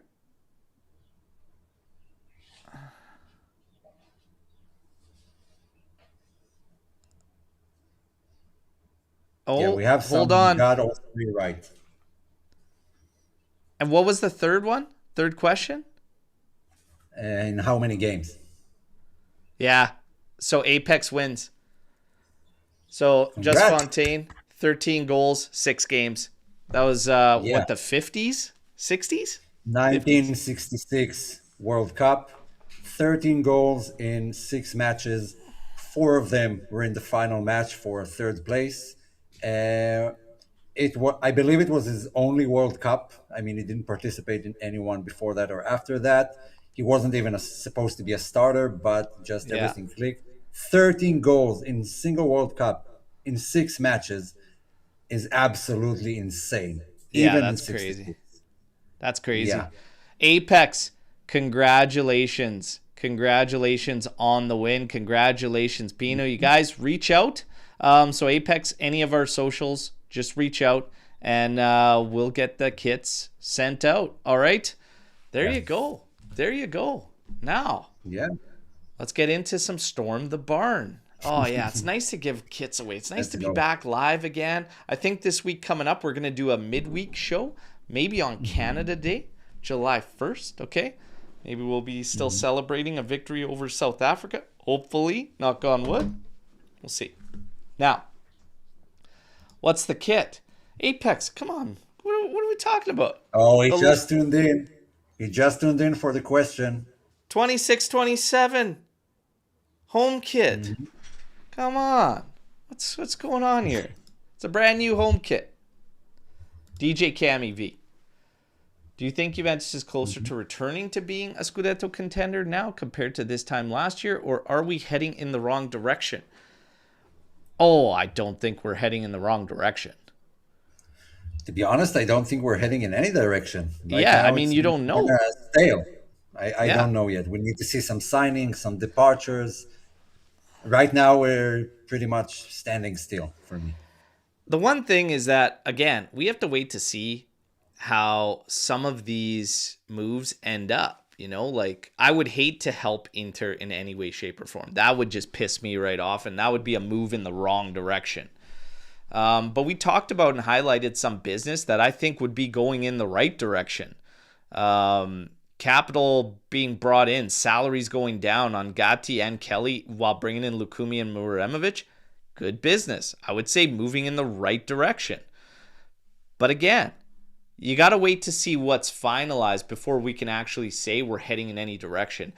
I do still stand firm that the hiring of Carnevale was a good hiring, and it was a good move. He definitely deserves a shot at the big club, and I hope he does well. And I'm not buying into the fact that Spalletti has this be-all, end-all power and the power to veto any move. I'm not buying that. I'm not buying that he has the power to veto any move. I think he has say in the targets and stuff like that, but I don't think he's like the Eye of Sauron here. Come on. No. Mm-hmm. Most rumored targets have been the same under Comolli and Carnevale. Do you think Spalletti and Ottolini are the ones actually pursuing players and Comolli wasn't as involved as we thought? Mm-hmm. I say no. I don't believe that he wasn't as involved as we think. On the contrary, I think he was part of the reason that some of those deals didn't go through. Yeah. He kind of, made it is rumored, he said to Spalletti that he has Alisson in his pocket, which he didn't have.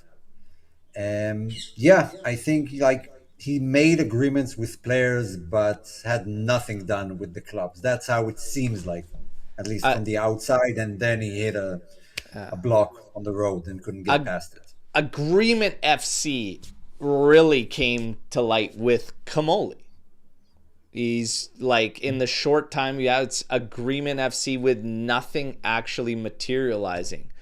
Carnevale so far, he's got the agreements. Let's see if he can close. But I think Ottolini is doing his thing, and he's the way I see it happening right now is Comolli will, and this is how I have a feeling of how they're working this. Comolli, now Carnevale, will be looking at the financial situations.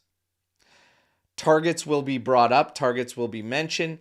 Carnevale will also be involved in targets and players through his history.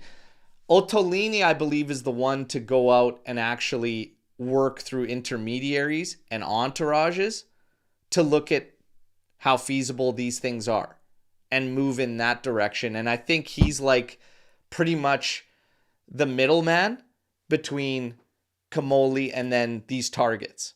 That's how I see Ottolini working in this whole thing. The be-all, end-all, I still think ends up at the desk of Comolli and now Carnevale, because they put it towards the financials. Yeah, and they, from some range of prices, they are the only ones who can approve it. And even they don't have permission to sign on everything. Like some of the transfer fees need an Elkan signing. That's what was reported. I believe up to 30 million, and then it needs the signing of Carnevale. So everything has to go through the main office eventually. Yeah, and as far as most rumored targets being the same under Comolli and Carnevale, because one thing that still plays a huge part right now is the financials. So the financials and still working with your coach on players that he will advise, that still has to stay in the same realm. But you're also starting to see that there's a shift. Like Muharemović is all of a sudden really back in play to the point where there's an agreement, right? Kolomuani, there's actually you're hearing about good discussions between PSG and Juve. So who knows where that thing ends up. But it's changed. It's a bit different. It's a bit different vibes. I said it. Comolli's got a long list of reasons that you could have said goodbye. I don't believe it's solely because of a relationship with Spalletti. I'm not buying that. This guy, there was more than enough reasons to say goodbye. One thing that came through a lot And again, if you want to go with some word on the street, his ego. I don't know where this guy acted. And I mean, you could sometimes get it even in the way he spoke, as if I said it in one presser when he kept talking about Toulouse, Toulouse, Toulouse. Toulouse means fuck all to Juventus and Juventus fans. Okay? You're talking like as if we're getting the most decorated advisor in the history of the game. Buddy, success there means fuck all to Juventini. And the ego on that guy. Good Lord. Anyways, goodbye. Yeah. Good riddance. Let's take a moment. Oh my God. Just appreciate life. Knowing Inter is losing. I got to stop here for a second because there's something I wanted to say earlier on in the show. But what's going on in Venezuela is absolutely wild. There is an AJC Army member who's obviously got family that's gone missing, that's affected, and this thing really, really hits hard. So thoughts and prayers obviously going out there. I'm working at looking at some fundraising sites. I want to get one that's actually good and strong. I know around these disasters, some of the beautiful side in people comes out, but also the ugly side. So I don't want to put something out that is potentially scam or anything like that. So I want to find an actual solid, reputable link, and we'll find somewhere to maybe send some funds. Every dollar is going to help, but this is a scary, scary situation. And thoughts and prayers going out to everyone affected. Scary, scary stuff. Scary stuff. Yeah, that's just a horrible tragedy, and really thoughts and prayers to everyone, and whatever we can do to help, even if it's a bit of money or whatever, we'll do it. So stay strong, everyone from Venezuela, everyone who has family there. It's a really awful tragedy, and I Yeah. hope it gets better. Yeah, absolutely. So yeah, trying to find something that's reputable out there to send some, obviously send some funds over, some donation, some support, and then we'll probably share it for any of you that might want to join in and help support Venezuela through this scary, scary stuff. But the first line here tipped it off because just appreciate life in general and every single moment you have, and you just never know what's around the corner, unfortunately. So scary stuff. Let's take a moment to appreciate life, knowing Inter is losing out on every good target. They are pursuing Muharemović, Paz, Palestra. Life is good when Merda is having a tough time. Yeah, that Palestra thing out of nowhere. Paz, all of a sudden, with that Real Madrid deal, putting in a really big buyback clause for the next season, too. Hey, Paz apparently wanted to stay and wanted to continue with Como and Fabregas too, so that always helps. Muharemović. Yeah, I mean, you look at Real Madrid's midfield and you wonder where you'll find place to play. Like, I think Yeah. that was smart from him. Yeah, I think so too. I mean, I don't think there's a need to go right now this second, and he's doing nothing but progressing and doing so very well. On the other side, Kenan Yildiz, his World Cup, he had an interview, the exit interview, obviously from the World Cup there, even Turkey finishing with a victory there, but spoke again about that injury and just not feeling 100%, trying to battle through. And we all said it towards the end there with Juve that this guy is just not himself and he's fighting through something, and he probably did so to fight through with Juve so that if he sat out and then went to the World Cup, he probably wouldn't be demolished by fans, maybe by media, by, hey, sat all this out, critical time for Juve battling for Champions League spot. I think that played a part in it. I'm not going to lie. It definitely did, and he didn't even start Turkey's first match. Like, Yeah. he was brought in out of like necessity because suddenly they needed the win. It didn't pan out that way, but clearly something is wrong. You look at the way he plays, the speed that he had, not the speed, the agility of dribbling past players. It seems like it's rougher on him right now. He seriously needs a rest, mentally and physically. Yeah. He definitely needs it. and they got to give him a good rest before they get him back. And in terms of Inter missing out on targets, yeah, I get the flip side of it and why it's bad for the league and whatever, but I don't feel anything towards them. And it's not only this summer. They lost out on Lukman for the same reason last summer. They lost out on Bremer because they couldn't settle on a deal. I mean, it happens with Marotta. He drags it out. I heard Inter fans are furious with it, with the way they conduct. Sometimes he's quick and other times he's not. I mean, it's kind of...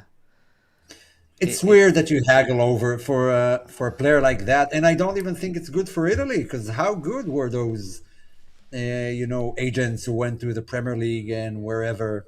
How good were they for Italy? Like it's not like they came in were levels above everyone else. If they were, Italy would be in the World Cup. Yeah. So I don't even know if it's good for Italy. And Palestra is a great player. He can also be another Casadei because Chelsea's roster is stacked. Maybe they play him on the left now that they sold Cucurella, but he could be a Casadei and ride the bench for the next 2 or 3 seasons. Yeah. Serie A, I mean, and we talk about the league and these players like Palestra now not staying in Italy. I mean, that's one of the good things about Nico Paz staying. It's good for the league, like to have a player like that stay. We do need to keep these guys in-house, but I always said, I mean, I have little sympathy because I see like a comment here from Gio, and I get where he's coming from because he says, you must not be Italian if you don't care about the league. A lot of fans only care about Juventus and not the survival of the league.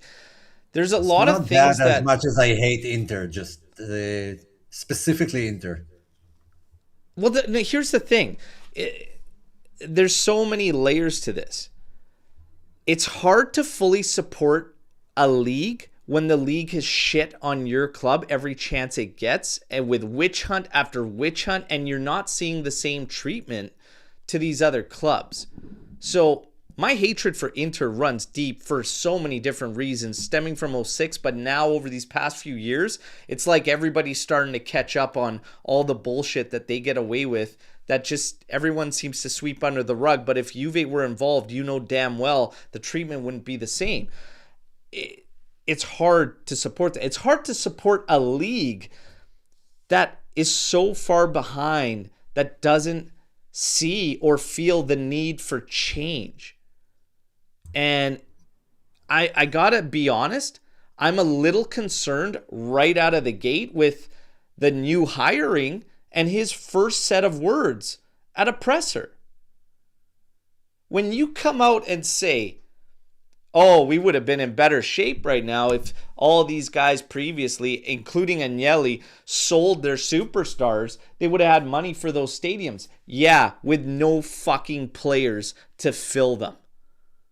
With no fucking players to get fans in those seats.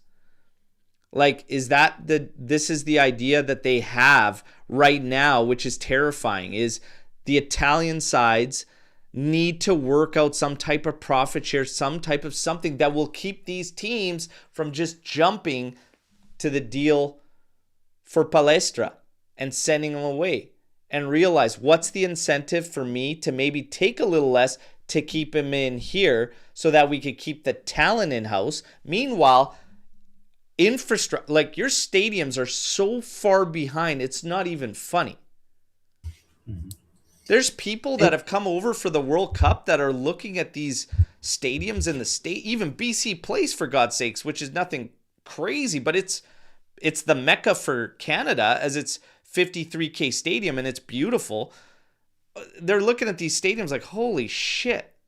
Yeah, like you're way behind. You're way behind. Yeah, I mean, it doesn't end at players. Selling players, that's the reason the league is going down. It's so deep beyond that, all the way to the youth levels, the recycled managers, the referees, the stadiums. I mean, everywhere you look, it's not being managed right. Sponsorship week. They have a massive audience in India that ended up being sent for free to YouTube because they had no TV coverage. They couldn't work out a deal. Like, Italy had a chance 2 years ago to create its own network to create its own networking for it. No, we don't have time. They had a year and a half to set it up. No, that's not enough time to set it up. Not because you still have siesta fucking time. Of course not. Like, they're so far behind. It's very hard to feel sympathy for them. But yes, I mean, because Juve's involved, I want the league to do better so that we benefit from it as well. But holy shit, it's hard to sympathize with how they operate. God damn. Yeah, the first rule of thumb in getting the league to actually perform well is treating everyone the same way, Yeah. which doesn't happen. That's what happened in England. Say what you will about the Premier League, they protect their teams, no matter the team, no Yep. matter affiliation. They protect them against UEFA because they have the financial power right Yep. now. But going back, I mean, the English football was at the same situation Italy were. Like 30 years ago, they had nothing going for them. The league was considered kind of shit with all the hooligans. Big players didn't really want to go there. And so they fixed it. They fixed Yeah. it. They started addressing the issues, and look at them now. Italy can do a whole lot better. And when you interview Gravina and he doesn't even see what's wrong Oh, and says that he's not to blame for the missed penalties of Pio Esposito and the Bastoni red card, that's ridiculous. He avoids the problem. How can you solve it if you don't even see a problem? there's so many issues, man. Like, I mean, we talk about talent and the young talent, and everybody says, Juve, get the young guys. And I'm like, it's not the responsibility of the big clubs. It's the responsibility of the league. You want your big clubs bringing that awareness, pushing the European play, being the limelight. I go, they're not going to do it. If you build a 19 to 21-year-old Juventus, you think they're winning you a Scudetto? You think they're winning you trophies? I'm sorry, but they won't. And if you look at these past few years with Sule and Huijsen, who, by the way, not a surprise he's not with the Spanish World Cup side, despite people ragging on me in messaging, sending me stupid data site photos of his rankings and all this bullshit data. I was like, who are you, Kamoli? I don't give a fuck. I go, this guy cannot defend, and he's got an attitude. Prima donna. Whereas Real Madrid players don't go to stats. That's And what they and say. Huijsen, anyways, they're looking to offload him on a loan anyways. Look, all these young guys, would we have been in a better spot? No, you wouldn't have won a trophy. Sule's not stopping us from winning a trophy. Neither is Dean Huijsen. Imbangula, etc. Like, you're not winning a trophy with these guys. It's not Juve's responsibility to groom the young talent. Period. No. Juve's job, they're doing a good job with the young guys. You bring them in, you have next gen, you're going out and getting elite talents like Licina, like Kenan Yildiz. From there, you see who you want to integrate. And then the rest is a cash cow, okay, for profit. Only the elite need to crack your lineup at Juve. The problem is the league that's spending time and resources on the old Nemanja Matić's, the old-ass 38-year-old goalkeepers that run around the league. They need to get the young talent flowing. The league needs to. There's no reason to play a 39-year-old Jamie Vardy at Salernitana. Italy is winning so much and doing so well, constantly going deep in all these U17 to U21 tournaments. Okay? Spain, from their league, they bring in, I think I counted it over a 3-year period. It was something like 500 or something, 500 to 600 players promoted and gone through the ranks in a 3-year period. In Italy, 124 or something. 5 times the amount made it through from the young into the league in Spain. 5 times the amount in a 3-year period. And we are right there, maybe even better so, from U17 to U21 with Spain in all competitions. Think about that. I mean, just look at the Barcelona roster, and they can field a team of 11 academy players former academy players that can progress through the first round of Champions League. Get out of that group. This brings me to my next thing with all those people who I actually do sympathize with, because I love seeing an Italian Juventus. I love seeing a Juve that has the bond with the Italians. If you're putting out 5 times less the talent through the league as Spain, and you want Juve to have those Italian connections, what Italians are you picking up? This is another part of the problem. What Italians are you picking up? And again, going back to the other side of it, profit sharing in the league, incentive for the league to keep the players in-house. Juve, in the past few years, have gone in for who? Calafiori. And what happened? We had a deal in place. Giuntoli had it. Got shipped out because they came in with more money. Now you see Palestra shipped out. Why? Because they have more money. All of this plays a part. It's not just Juventus not wanting to get Italians, because that's not true. So the question that always bothers me that no one addresses is how culpable are Atalanta or the Atalantas of the league in kind of ruining it. Ruining it. Selling out, I get their point of view, but they're selling all the talent outside of Italy, Italian, non-Italian, which takes the level of the league down. It's such a multi-layered. And the price is so unfair. Yeah, it's so unfair. Even towards the players. I mean, they get a lot of money from it as it is. But like Erasmus Højlund shouldn't be worth 70 million. That's ruining the market in Italy by selling a player after half a good season for that amount. Because no one can afford him, basically. He needs to flop somewhere else in order for us to be able to loan him with some sort of option and whatever. I mean, some of those clubs will always sell outside of Italy, although Juve, Inter, Milan try to buy inside of Italy, but they just make it impossible. Yeah.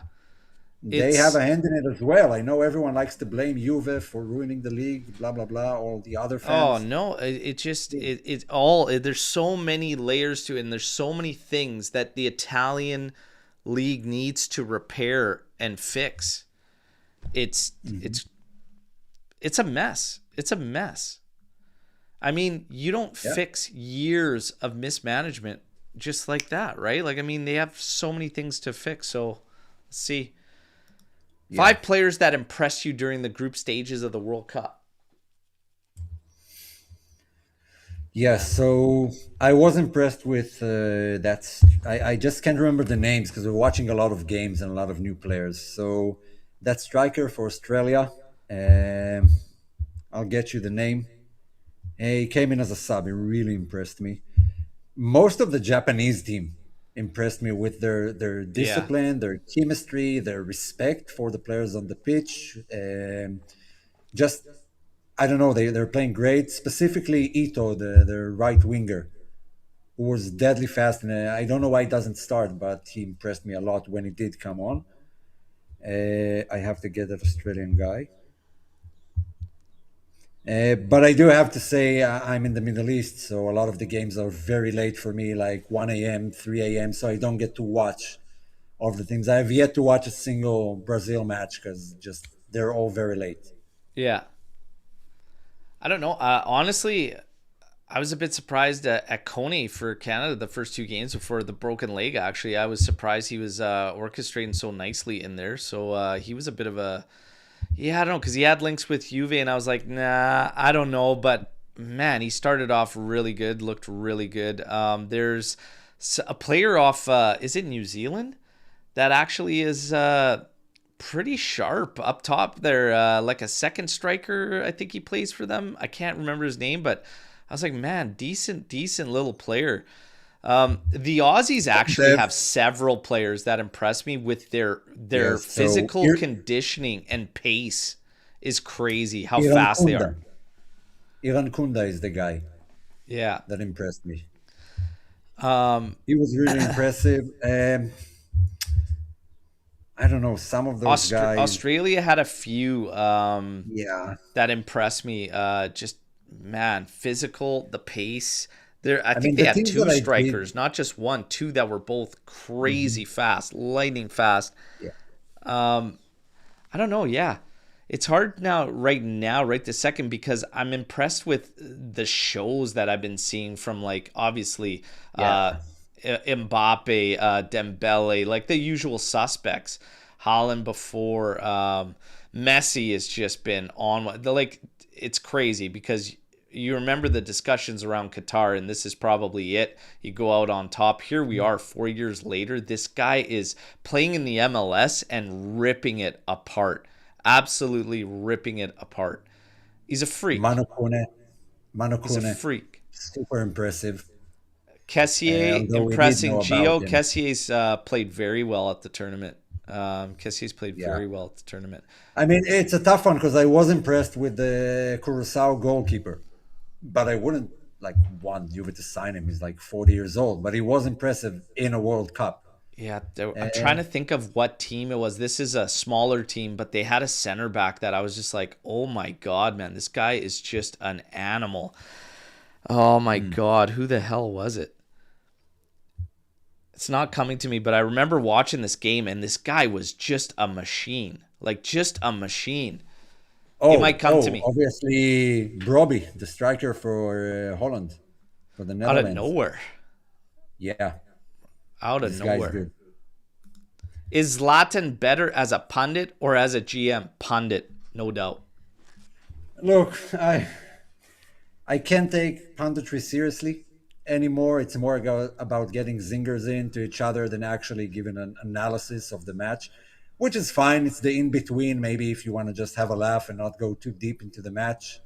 But it feels like that's the level. So, I mean, yeah, he's better. I don't know how we can afford it. I would be livid if I don't know, Ottolini or or whoever from Juve management sat there while the club is at a financial crisis, trying to sign players, and the general manager is out there, for the entirety of the World Cup.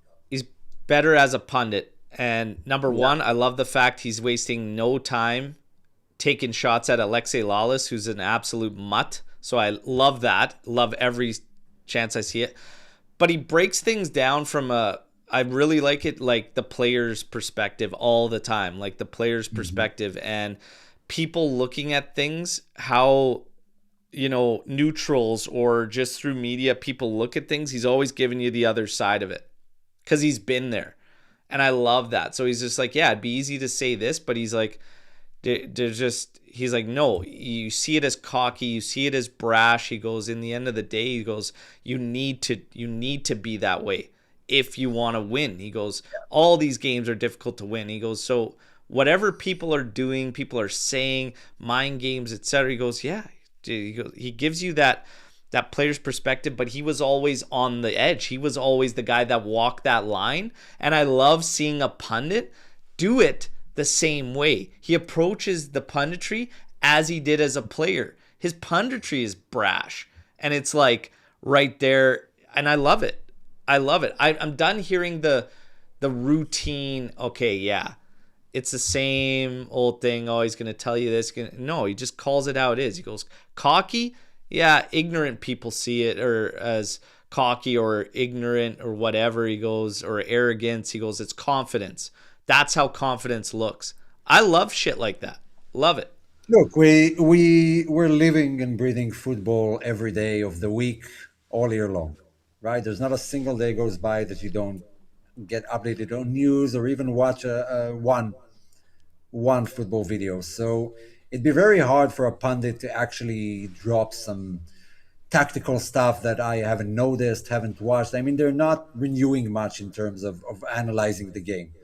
What I would like to see more is some of the personal stories, get me connected to some sort of a team, give me their story or a specific player that shines in the World Cup right now. And I'll be far more interested. That's where I want them to do the digging and the more info, the stuff that you don't know about players you haven't known. Because at the end of the day, it's all about the story. But you have to understand too, he's working on Fox. Fox is like yeah, I mean the level is not that high to begin with. Fox, I'm surprised TT's there. He's probably just wants to keep the money rolling in. Good money, yeah. But Fox is like, come on. It's they're not going to give you the in-depth stuff. They like the clickbait, the rage bait, the stuff like that. And Yeah. Zlatan is perfect like that. Look, Zlatan's not for everybody, and most people hate him. Bring But in I don't know, Roy man. Keane as well. I Bring think in I like think all the asshole Zlatan's and have them. fucking hilarious. Personally, I think it's Like hilarious. if you had to assemble like a 4 pundit team to cover the World Cup and they had to be the biggest assholes you can find, who would you pick? Zlatan's in there 100%. Zlatan's in there. The biggest That's asshole. I think he's highly entertaining. Keane, I would definitely put Keane in there. Roy Keane? Yeah, Yeah. Zlatan, I Roy want 4 Keane. guys that are going to not care about anyone and going to fight among themselves. Absolutely. Like a few fans of the stadium. Zlatan, Roy Keane have to be in there. The other two assholes that are pundits or just Guys assholes who that will you go would into put. it. No, just assholes. I mean, because Zlatan isn't a pundit. He's a pundit for the World Yeah. Cup, and that's it. You can pick anyone. Zlatan, Roy Keane. Who else? Who do you have? Zlatan, Roy Keane. I would probably would like Gattuso there. Huh. And you know what? I would have liked Mourinho to be in there as well. Oh, Mourinho would be good. Maybe Ferdinand. Ferdinand's a bit of a prick, eh? Rio, Yeah. there's a shout for Rio.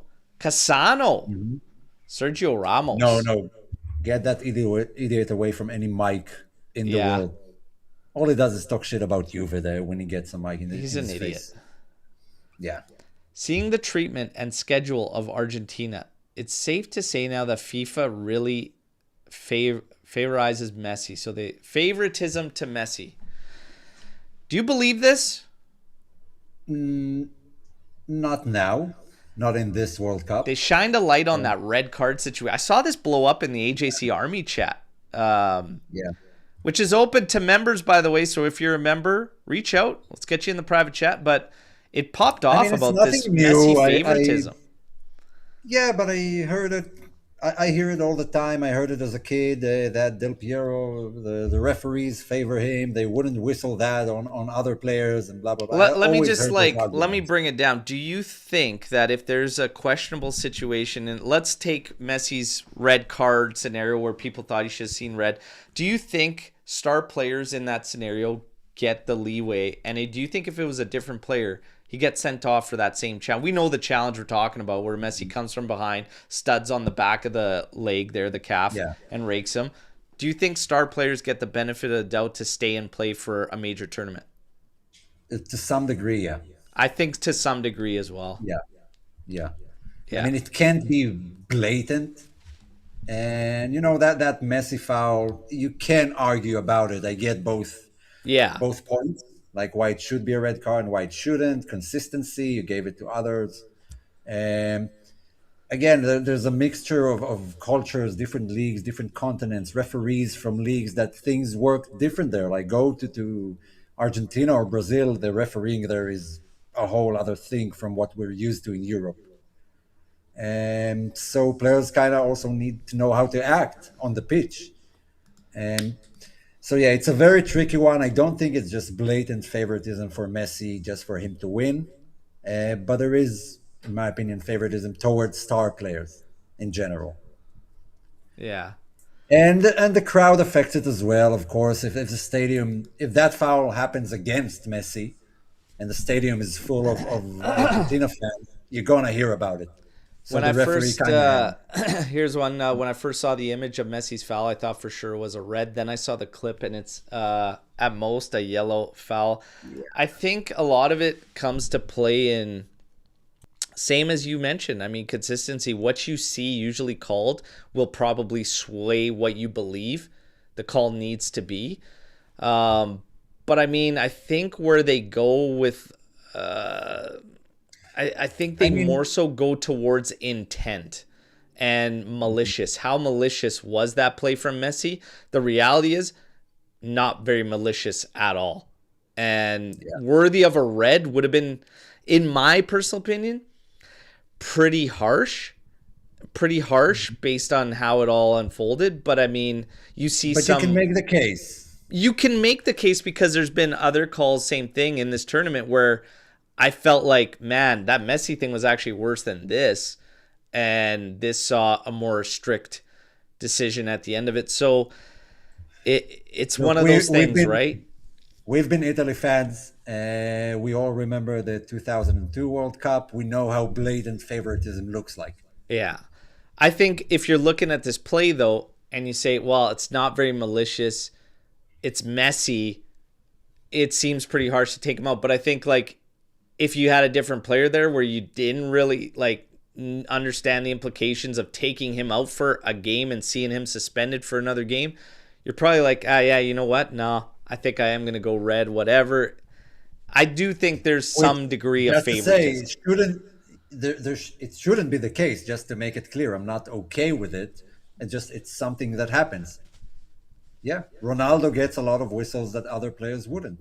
Yeah. Because he's Ronaldo, but Zidane showed the limits of how far you can go. Yeah. Zizou, that was wild, man. A World Cup final to just get him to do that. Oh my God. On the Just contrary, shows I you think just it's much more likely to do it at a World Cup final because of the level of stress. Anything can make you snap. Yeah, it's true. Which one would you choose from these three? El Dibu, Svilar, Carnesecchi. That's the first question. So let's start there first. Mm-hmm. I'd go Carnesecchi, probably. But to be honest, I'm good with all of them. Like, if you told me we're getting Svilar instead of Carnesecchi, I wouldn't have any complaints. Yeah.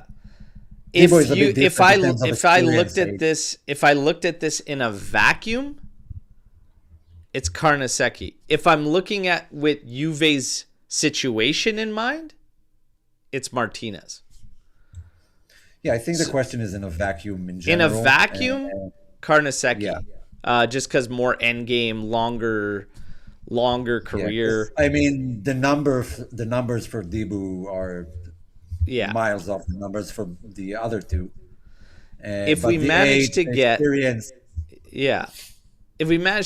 Dibu, do you think we should keep Di Gregorio?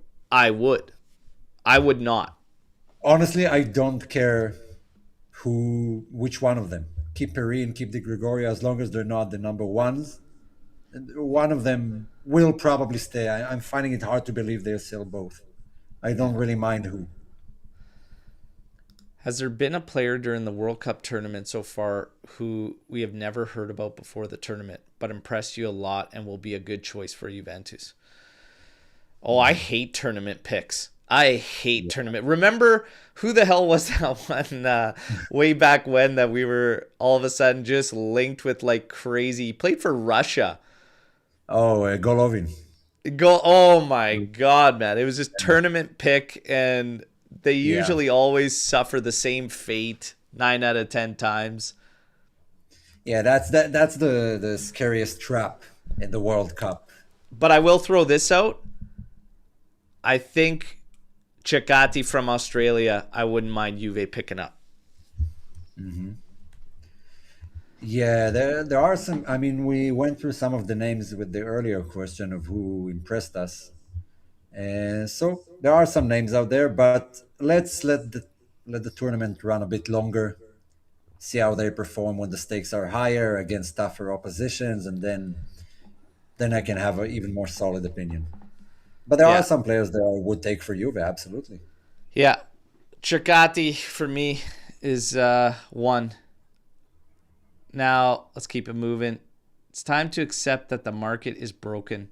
Need to overpay for the normal players and can't even afford to sign a top player. I mean, until you get to a point where you can splash, you're right. I mean, everything's higher. I mean, I don't think you can ever do that. I mean, seeing the Manchester City paying 130 million to Nottingham Forest for some guy who I barely even heard of, Elliot Anderson. Yeah. It doesn't have any meaning anymore, the money. It just moves away on a computer from this team to that team, and they're transferring players so they have more money to spend on other players. And it's just this round table of money going around the Premier League so everyone can buy whoever they want. Yeah. And that's true. They So keep the money in house, and they're making these big deals, and in the end they're all winning. It's mhm. it's one of Yeah, those things. everyone But the gets what they market, the want. market, Market is broken. I do agree with that. Completely broken. yeah, it's very very difficult for. You basically taken out the necessity for a player to prove himself, to prove his worth under a specific amount of money. Yeah, Like gets 4 goals in 3 games and suddenly his price jumps by 20 million. How is that logical in any sports? if you're talking about, I mean, just to see Ramos go, Whoever. Gonzalo Ramos for 70 million is just Mhm. such a Mhm. it throws everything for a loop, right? And like these moves are just like, what are we talking about? It's why 40 million for guys that it's a staple in Italy too. 40 million, we joke about it, but it's a reality on guys that like Mhm. have done nothing. You know, this whole prove it thing, well, those aren't prove it prices. Like that's a pretty No. fucking healthy price. Let's take Undav So if you took a for route to pay for potential, what I'm saying is you're still kind of fucked. So it's either like you splash on somebody that's got something to their name, but you're overspending, or you're gambling big time on potential because it's still not a price. Like none of the prices reflect where they should be. so let's take Undav as an example. He had a decent season with Stuttgart, right? I don't believe that because of a few goals in the World Cup, especially in the group stages against weaker oppositions, his price should jump up and just erase the entirety of last season and give him a new price because he had 3 goals in the World Cup. Yeah. Impressive, kudos to him. That's not a unit of measurement for how much a player is worth. We've seen millions of players, not millions, but we've seen a lot of players perform at a World Cup, and then it didn't translate to club football. Just not the Yeah. same. Yeah. Do you think Yildiz has become too predictable in his moves? It's always the same moves coaches are now used to.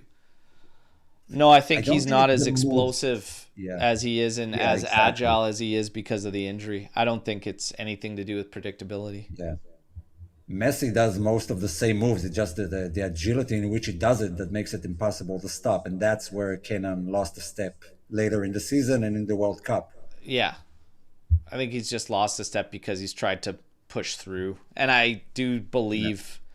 I do believe my notion that he pushed through with Juve so that he could go to the World Cup and not be like basically lambasted for skipping out on the crucial moment for Juve, but being able to play at a World Cup. That's just, hey, I just Yeah. think, like, I mean, let's put it together. Kenan Yildiz got the big contract from Juve, okay? Got the big money, and after that was really under a microscope. He had so much leeway and so much freedom, and I said, watch when this contract signs. You're gonna see that fan attitude kind of shift a bit, and it did.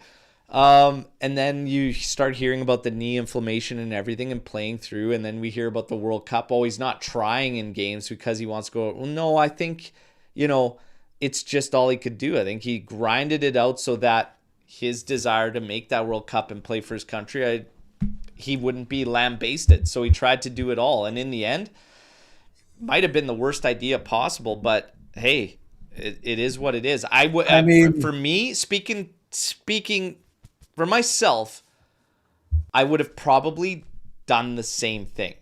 I would have battled to go through it all. I would have wanted to be there for the fight for Juve. I would have wanted to be there for my country and play in a World Cup. So I can't knock him in any way. yeah, you can't know when's your last World Cup. Yeah. I mean, Phil Foden looked like a sure thing in the previous World Yeah. Cup. He had no idea would be called up to this one. No Yeah. idea. And the next one, I don't know, he'll be 30 something Yeah. when the next one arrives. So yeah, I get why you want to represent your country. You don't know if it's the last chance you'll have. And just in general, judging players when they're 20 and deciding that they're not going to be something because they are that right now. Look at Marquinhos. Would you have bought him as a central defender for Juve back in his Roma days? 10 years down the line and he lifts two Champions Leagues. Like, you Yeah. never know. You can never know. So I'm trying to take it easy on the early judgment on players, whether they're just good enough or not. Yeah. I have a storm the barn, okay, to where we can wrap the show up and everything. It's been a great show, long show. Holy smokes. We didn't. Yeah, thank you everyone for hanging out. Yeah, these Mercato ones are ending up just running. We have so much to discuss, but I want to wrap up on this. Let's say, because we're saying, is Juve's Mercato taking shape? Lucumí, Muharemović, Mingueza, Dibu Martinez come in, and Kolo Muani. Are you happy with that window? Like, are you happy with those pickups? Is in your mind? Oh, I think you're muted, brother. Sorry, that's who we got on September 1st. Yeah. I'm giving it a 6. A 6? I would give that a 6, yeah. Some of the issues weren't addressed. I do like the signings in the back line. I think they're fine. Adding on in Kolo Muani, that's just not enough. It's not enough. That's not the distance between us challenging for Scudetto or not. And we did have a problem scoring goals. At the end of the day, that was our main issue. So I'll probably give that, 6.5, maybe a 7. But like, what takes it? Give me one name that takes that to a higher score for you. If they manage to pull out, let's say, Brahim Diaz, that would take it up to an 8.5. If they manage to get also Kessie on a free, that's a 9 for me. And also, I mean, there is the element of who you'd sell, because if we do end up the season with Nico Gonzalez and Douglas Luiz and Arthur on the bench and some of those guys, that goes a long way too, of who you have in your roster and who you didn't manage to sell. I think the only guy that you have to play them. Like this whole Douglas Luiz remaining thing, I don't know. I'm not buying into it. I don't think. No. I wish they would have found a way to trade him with Dibu Martinez. I will say this. I think that there's if Spalletti may have been there from the start of Douglas Luiz's time, it might have been a different story for him in general at Juve. Yeah. Now because I do like rejuvenate his spirit, not only his football. Yeah. I mean, that's a broken guy. It's a lot of work. If I'm looking at those, that window there, I'd probably say a 10 is still needed, that attacking midfield. I'd be happy. Obviously, Brahim Diaz would be awesome. I honestly, I'd be fine with Zaniolo too. Even Zaniolo, yeah. That would boost the window for me too, because there's a second striker too, and that guy could play, and has for Udinese leading the lineup at the top too. Does so in a different fashion. How does that change things for these other players? It's all interesting, right? But yeah, I would want to see one more striker come in, and I'd want to see a midfielder, an attacking midfielder for sure. It's difficult for Juve because I don't think you're not gonna solve all the problems. You're not gonna solve everything. Like, I mean, you need somebody other than Locatelli that can operate. Okay. You need someone other than Locatelli that can orchestrate the midfield. Kessié to some degree, sure, could do that. He's more of your bruiser. We like seeing Kessié get up top, advance too. That opens things up a lot for Juve. We got to be honest. Even if I'm not big on the Kessié thing, I mean, it does open things up. I could see why they would all of a sudden be like, you know what, this could be a top priority signing. And I don't think the World Cup has anything to do with it. I think he's just showing who he is. It would have been the same even before the World Cup. I'd actually make this argument.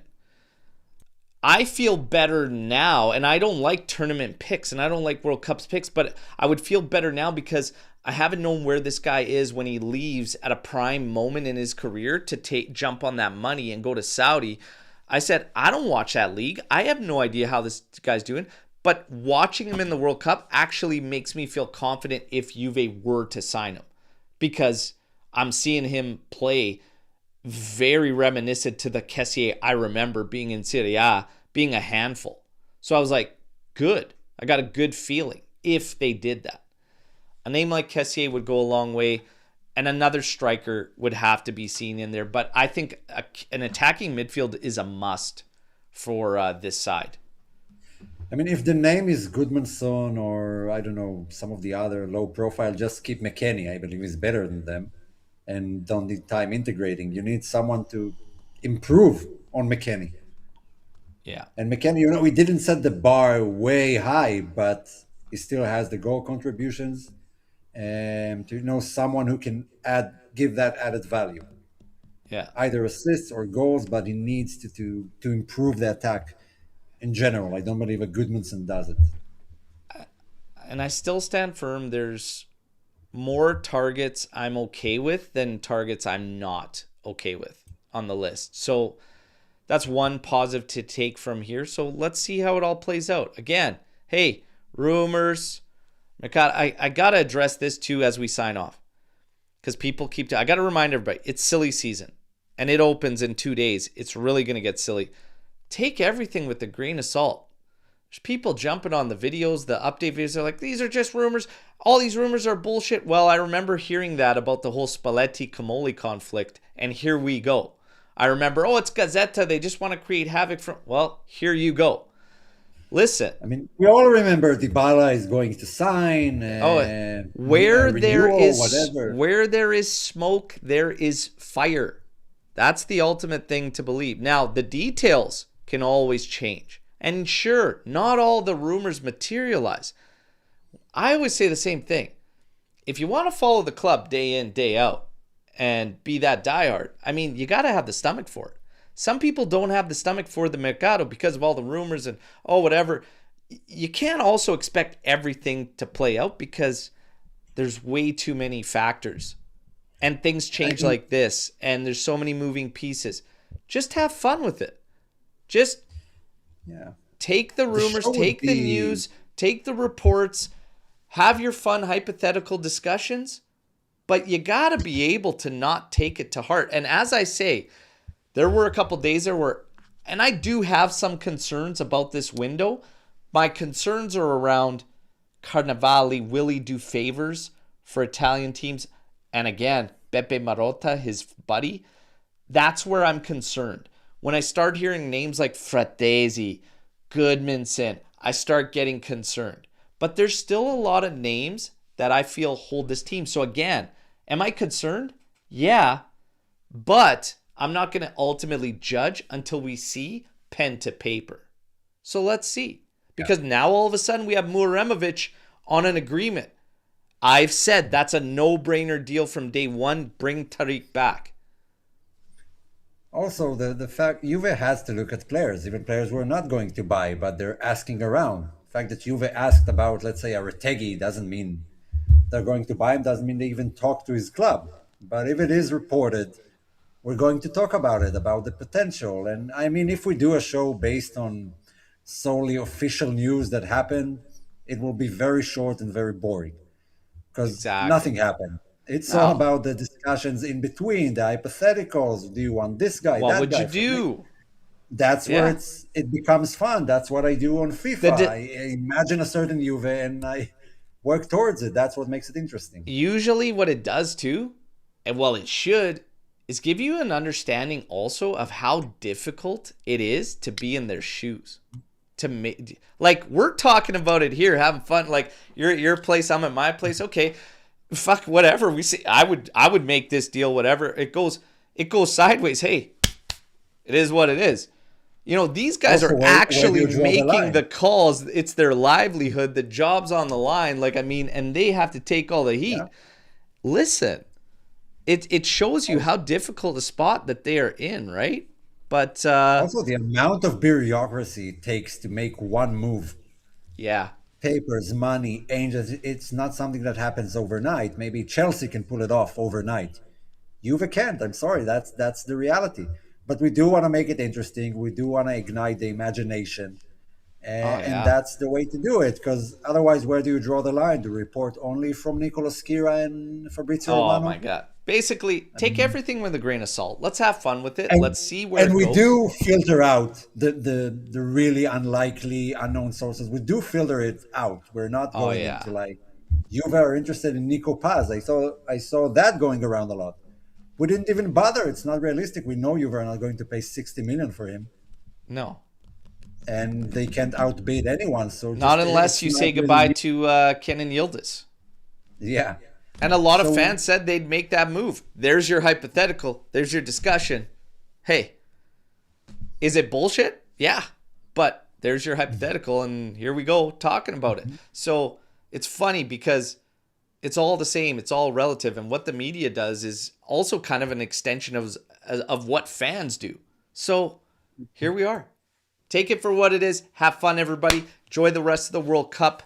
We'll keep you in the loop on the news. I think we're going to do a midweek show on Wednesday. Stay tuned for that one, okay? And tomorrow, Canada, South Africa, our gaming, my friend there. Hey, good luck to you, but right or not die. really because Canada's got to go. Who's going to win this game? Who? Canada versus? Canada versus South Africa tomorrow. First knockout game. Who's winning? Chat, who's winning? That's a 1-1 draw that goes to penalties. And then who takes it? Canada. My man. I say Canada wins that game 2-1. It's going to be tight. It's going to be ugly. But I think we get it done. I think we get it done. Eagles saying South Africa. There you go. All right. Well, let's see. Let's see. You guys, hope you enjoyed the show. I definitely did. Thank you all. Congratulations to our kit winners again, Apex and Pino Bianconero. Omer, always a pleasure, brother. Okay? And until next time, everybody, as Thank you, always, no everyone. matter what, fino alla fine, forza Juventus. Ciao tutti. We'll talk soon. Don't forget to like and subscribe. Ciao, ciao.